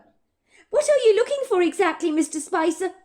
Well, I want to make sure that there are no hidden cameras in your apartment, that kind of thing. I also want to understand how this intruder that has been pulling off all these awful stunts is succeeding in getting into your apartment. You think there are hidden cameras in my apartment? Asked Lara, looking absolutely appalled. It's a distinct possibility, I'm afraid, I told her. Oh, goodness gracious, said Lara, looking mortified. No wonder I feel watched all the time, Mr. Spicer. I always feel as if I'm not alone. And even when I go out of the apartment and I take my dog for a walk late in the afternoon in the woodgrove, even there I feel like I'm being followed. But no one is ever there, and I feel like I'm going completely mad. Well, I'm going to investigate all of this for you. But I don't want to tell you anything at this stage about the strange goings-on that have been occurring in your apartment, until, as I say, I know all the facts. The last thing I want to do is lay accusations at the wrong door, if you get my drift. It's very important to be absolutely certain that you're on the right track before you go to the police and stuff like that. I'm sure you appreciate that. Do you mind if I leave the apartment, Mr. Spicer, while you do all this? There's stuff I need to do. I've got an appointment with the vet for my dog's annual checkup. That will suit me fine. In fact, that would be a very good idea. It's better if you're not around when I conduct my search anyway. Come, let's go, Chunky Chops. I watched Lara put a harness on her small dog, and finally she left the apartment. Once Lara Knoxville was safely out of the way, I conducted an intense, thorough search of her entire apartment from top to bottom, leaving no stone unturned. I thoroughly investigated all her closets that faced Stacy Turner's side of the apartment, and sure enough, as I suspected, in the main bedroom, in one of the closets there were panels at the back of Lara's closet that sounded hollow to the touch. That was when I realized I could pull that panel right back. It rolled neatly on its hinges like a sliding door, and opened out into a large clothing closet in Stacy Turner's apartment. I had found her point of access. I was to find out later from much research that in the 1920s, Lara Knoxville's bedroom had been the main bedroom of the house, belonging to the ship's captain and his wife. The sliding door had been easy access for the lady of the house to get into the nursery, and by all accounts this secret door had never been bolted down when the property had been converted into 6 separate apartments. I couldn't help rather feeling that I was caught up in a mystical story, rather like The Lion, the Witch and the Wardrobe, written by C.S. Lewis, and that once I crept cautiously through the closet, I would be like Edmund, arriving in Narnia, a mystical world covered in snow. But that is not what happened. As I crept rather cautiously into the closet, clothes were swinging above my head, brushing against me obtrusively. I was awkwardly stumbling over boxes and boxes of shoes, making quite a commotion, so I needed to be as quiet as I possibly could. The cupboard smelt musty and rather unpleasant. I stopped in my tracks. I could hear the sound of a television set blaring. Someone was laughing at it. Someone was watching television. I couldn't help but wonder what on earth Stacy Turner was doing at the apartment when she should be at work. I discreetly pulled the panel opening back into place and hurriedly returned home. I needed to resolve this problem once and for all. I acquired some chipboard, sealing shut the door between both apartments, so that Stacy Turner could no longer get into Lara's apartment. I looked around for any secret cameras, and sure enough I found them, hidden in the ceilings in most rooms in the apartment, except, of course, the bathroom, which was a relief. They were very well hidden, but I was in no doubt that Stacy Turner had been spying on the Knoxvilles for a long time, and all the other unfortunate residents that had lived in apartment number 5. But why was she doing such an atrocious thing? I would need to go home to investigate things before I told Lara what was going on. But this was turning out to be quite some story. It was later in the afternoon that I was watching the street again through my binoculars, and I was struck with what a grim, unprepossessing day it actually was. The clouds were feathered with a shrouding of grey. The blue sky looked bleakly dull, almost as if it had been bleached. I'd seen Lizelle trotting down the footpath, riding her horse earlier on in the afternoon. I'd also observed Chris Harper leaving the neighbourhood on the back of his rather spectacular-looking Harley-Davidson, with a couple of his biker friends. I wanted to see if I could see any sign of Stacy Turner leaving her apartment. I had deduced she could not have gone to work that morning, where she was supposed to work for that Japanese car dealership. I had heard her laughing very clearly at a program on daytime television. I couldn't believe Stacy Turner was capable of doing such a malicious stunt to her neighbours, and I was trying to make sense of it all. All of a sudden I saw Lara Knoxville leaving the Patchouli residence with her little dog Chunky Chops. This was the afternoon walk that she usually took him on. He was wagging his tail, sniffing the ground curiously. I pinned the binoculars on Lara carefully to watch her leave her property. The woman was wearing mint-coloured leggings, sneakers and a warm sweater. She had a woolly hat over her blonde hair. She stopped abruptly in the street, looked to her left and right, and looked behind her, almost as if she thought someone was clandestinely following her. I watched her sashaying across the grass towards the footpath on the side of the Patchouli residence that led through the grove of trees. This was a favourite spot for the locals to walk their dogs, and to go horse-riding, of course.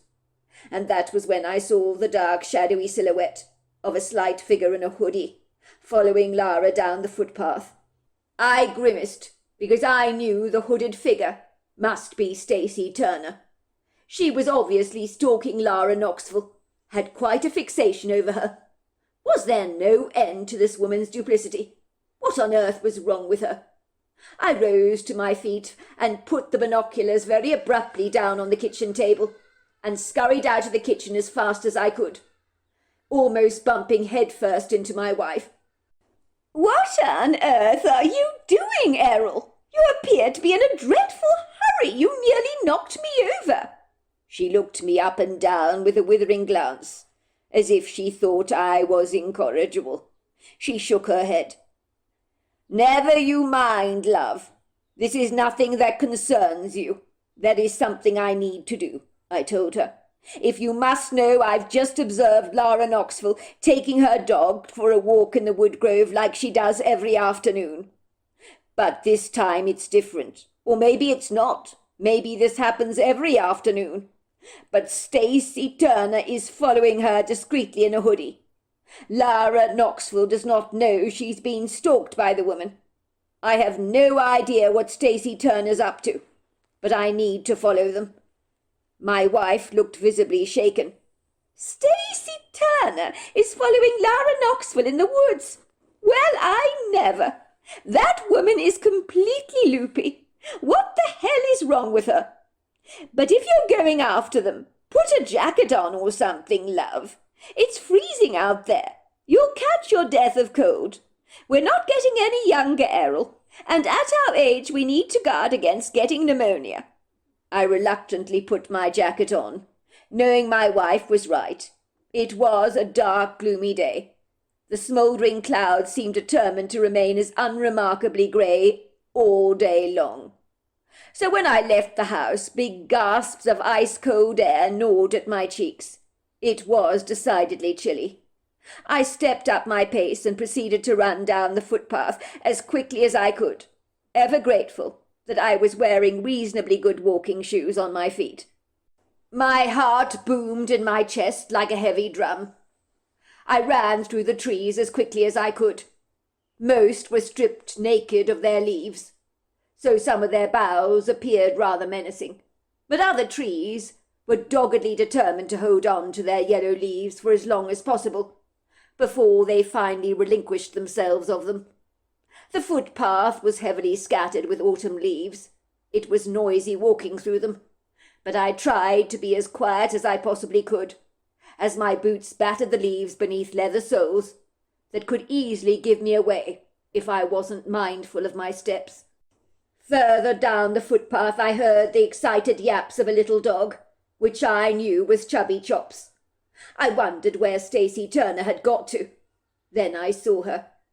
She was running discreetly behind one tree to the next, cautiously following Lara Knoxville, watching her every move and step. She was still wearing her black hoodie, that clearly concealed her face. At a glance you might even believe she was a boy. I couldn't see Lara properly. Her back was turned away from me as she proceeded down the path, but very often she would stop and nervously look behind her, as if she was sure she was being trailed. She would shake her head and proceed on her way, down the generous open paths through the trees, with her little dog running ahead of her, his keen nose smelling everything in his midst. What happened next I was not anticipating. We had been walking through the trees for some time. I'm not sure how much time had passed, but it could have been a good 15 minutes or so. Stacy drew closer and closer towards Lara, and then, in my horror, she picked up a formidable-looking stone and threw it directly at her. It missed her by mere inches, but this time Stacy Turner had gone too far. I knew throwing stones was a dangerous thing to do. Lara could get seriously hurt. This was not funny. I needed to put a stop to this at once. There was something warped with Stacy Turner's character. I wondered privately if she was a psychopath that had never been diagnosed of her condition, that she had somehow managed to hide successfully from society, fooling us all into believing she was a regular young lady. Lara looked bemused. She stared down at her sneakers and the stone that had narrowly missed hitting her. It had landed on the ground with a mighty forceful thump, and this was one big stone. Certainly if it had hit her, it could potentially have killed her. She looked startled, as you would expect. She called out into the trees, and there was anger in her voice. "Is anybody out there? I know you're there. Don't you dare keep hiding from me. Someone tried to throw this stone at me. And whoever you are, I know you're there. You've been watching me. You've been following me. You've been stalking me. I may not see you, but you know what? You're a coward. Why don't you show yourself to me?" Impressively, Lara stood her ground, defiantly staring through the trees to look for any signs of obvious movement. But I'm afraid there was so much sprawling ground cover, growing wildly between the trees in curtains of thick foliage, that it would have been impossible for Lara to see anyone. And by all accounts, Stacy was very well hidden from sight. And that was when I saw Stacy pick up yet another stone. "You've got to be kidding!" She intended to throw it at Lara. I ran towards her, but it was too late. The stone was flying towards Lara, and there was not a damn thing I could do to stop it. In a trice, something completely miraculous happened that I never ever saw coming. Something that I still think about today. A tall, lofty thing that I'd falsely believed was a tree suddenly sprang into life. Lara was efficiently thrown to one side by a powerful, forceful, hairy arm, so that the stone missed her by a hair's breadth. And that was when I saw the Bigfoot, the same creature I'd seen the night before, rummaging around the bins, the one that had saved the cat from a certain death. Lara was on the ground, looking up at the Bigfoot in astonishment. The Bigfoot had caught the stone in his powerful hands, and Lara realized in that moment that this huge, formidable creature had saved her life, for she had been rescued from being hit by this flying object. Lara was confounded to see the Bigfoot. It was titanic in size. Her eyes widened, her jaws dropped open as she stared up into the creature's eyes, who was helping her get back on her feet by extending his hand. My attention was diverted to loud screams that I heard coming from Stacy Turner. "Help! Help! Help me! There's a Bigfoot! There's a Bigfoot!" I could hear boots thundering through the thicket, branches breaking and snapping, someone frantically running away. Of course it was Stacy Turner.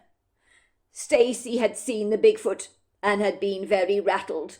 But let's not kid. The creature was very intimidating. It would have scared anyone half to death. I heard another ear-piercing shriek from Stacy Turner. She yelped out in pain. She had tripped over a gnarled tree root that was jutting through the soil and fallen over it, spraining her ankle.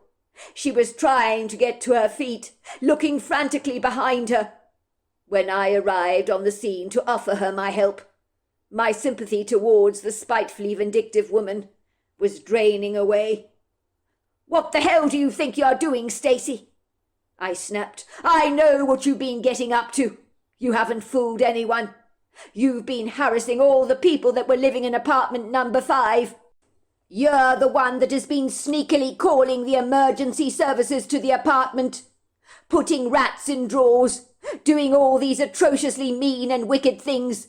And now you were throwing stones at Lara Knoxville. Why would you do such a dreadful thing? Do you realize you could have killed the poor girl? What the hell were you thinking? Are you not right in the head or something? "Help me! Help me! Help me get up! My ankle's killing me. I've sprained it so badly. We need to get the hell out of here. Did you not see it? There's a Bigfoot back there in the trees. He's humongous. The most terrifying creature I've ever seen in my life. We need to get out of here fast, I'm telling you. It might hurt us. It might harm us. It might even kill us." Her body trembled as I held out my hand to help her rise to the feet. She was wincing in pain. "I don't think I've broken anything, but it hurts like hell. I don't think I'm going to walk on it. You're going to have to help me out of here. You need to move fast. I'm telling you, there's a Bigfoot in the trees over there." "Don't you worry about the Bigfoot. I've seen him before. He's benevolent. He wouldn't harm a fly." "But are you sure? How do you know this? He's very, very big." "I'm sure. I've met him before. He's a very kind creature. He wouldn't harm a fly. I know he looks intimidating, but I happen to know this." Stacy took my hand gratefully. Her hoodie fell back to expose her face. But it wasn't Stacy that I was looking at. This young lady was no more than a teenager, with shoulder-length brown hair and dark, soulless eyes. "Who the hell are you? Where is Stacy?" I asked her. The teenager, whom I guess was about 16 years old, rolled her eyes in the back of her head. She certainly had attitude, and was rather sarcastic. "Duh! Do I look like Stacy, old man?" "Thank God I don't. My sister's ugly." She threw me a smile. "My name is Toya Turner. I'm Stacy's sister. I live with her in her apartment." "What on earth do you mean by throwing stones at Lara Knoxville? You could have seriously injured her." "She deserved it. She deserved it," said Toya again. "She blocked the panel in the closet. I can't get into her apartment anymore, and I'm pissed about it." "You've no right to trespass onto private property. And for your information, I was the one that blocked the hidden doorway in the closet, just for the very reason that you can't get in there again." "So it was you," said Toya, looking defiant. "You blocked the doorway in the closet. How could you do that? How could you do that?" she repeated, looking defiant. "You did it." She made a furious face at me. "Yes, I did it. You're a very evasive young lady. Stacy has never mentioned you to me before. I didn't even know she had a sister, and I've never seen you around. Why has she not mentioned you to me?" The girl contorted her face again, and then let out a cackle of laughter that sounded rather like a witch. "Duh! I told you," she said, looking at me, as if she thought I was a gormless idiot. "My sister doesn't even know I live with her. Are you deaf or dumb or something?" The young lady defiantly had tons of attitude. "Shouldn't you be living with your parents? Why are you living with your sister?" "I don't want to live with my parents. I hate them.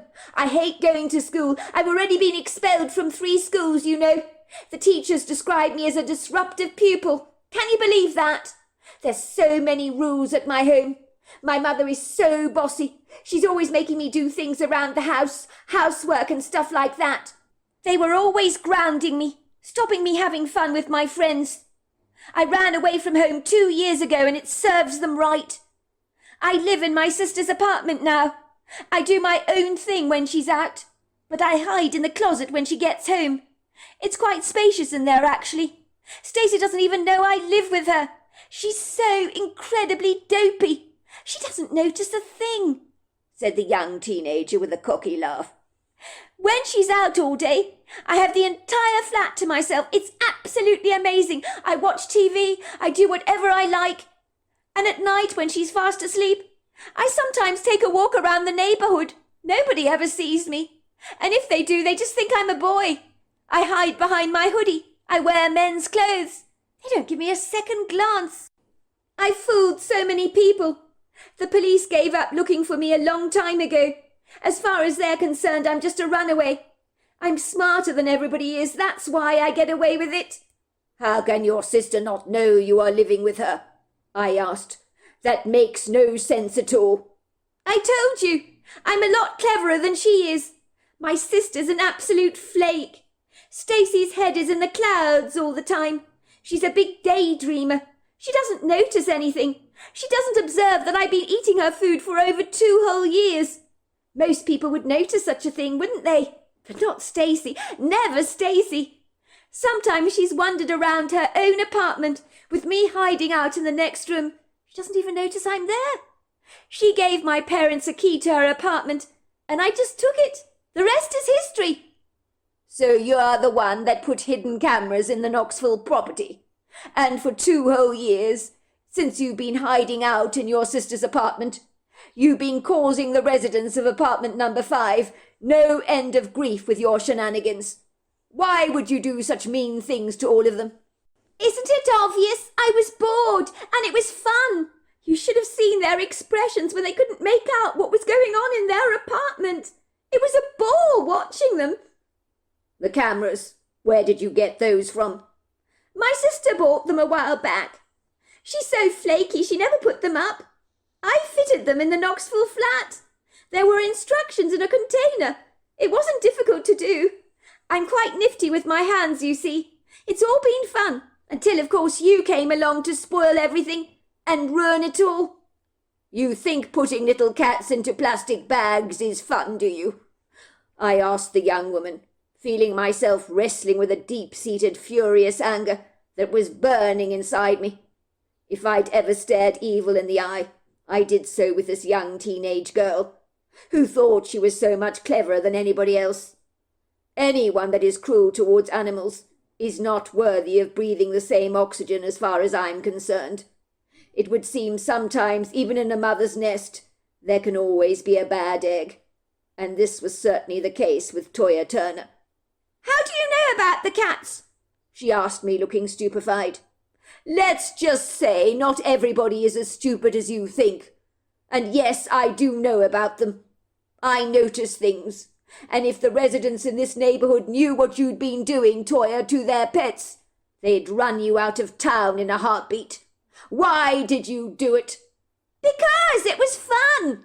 I'd get the cats to come and to me with a little bit of food in my hand, and then I would grab them and put them in a plastic bag, knot it up, see them squirm. It was hilarious to see them wiggling around in the bag, and then I would trash it in the dumpster. What is wrong with you, young lady? Do you have no respect for animals? You could have killed them. It was very fortunate that the Bigfoot rescued all of them. Toya looked at me as if she thought I was a complete idiot. Killing them was the idea, old man. Don't you know anything? Or are you as dim as my sister is? If you must know, I hate cats. They all deserve to die. Moments later, Lara came bounding down the trail, with her dog beside her. She looked up in surprise to see me in the woodgrove talking to a young teenager that she'd likely never ever seen before. Hello, Mr. Spicer.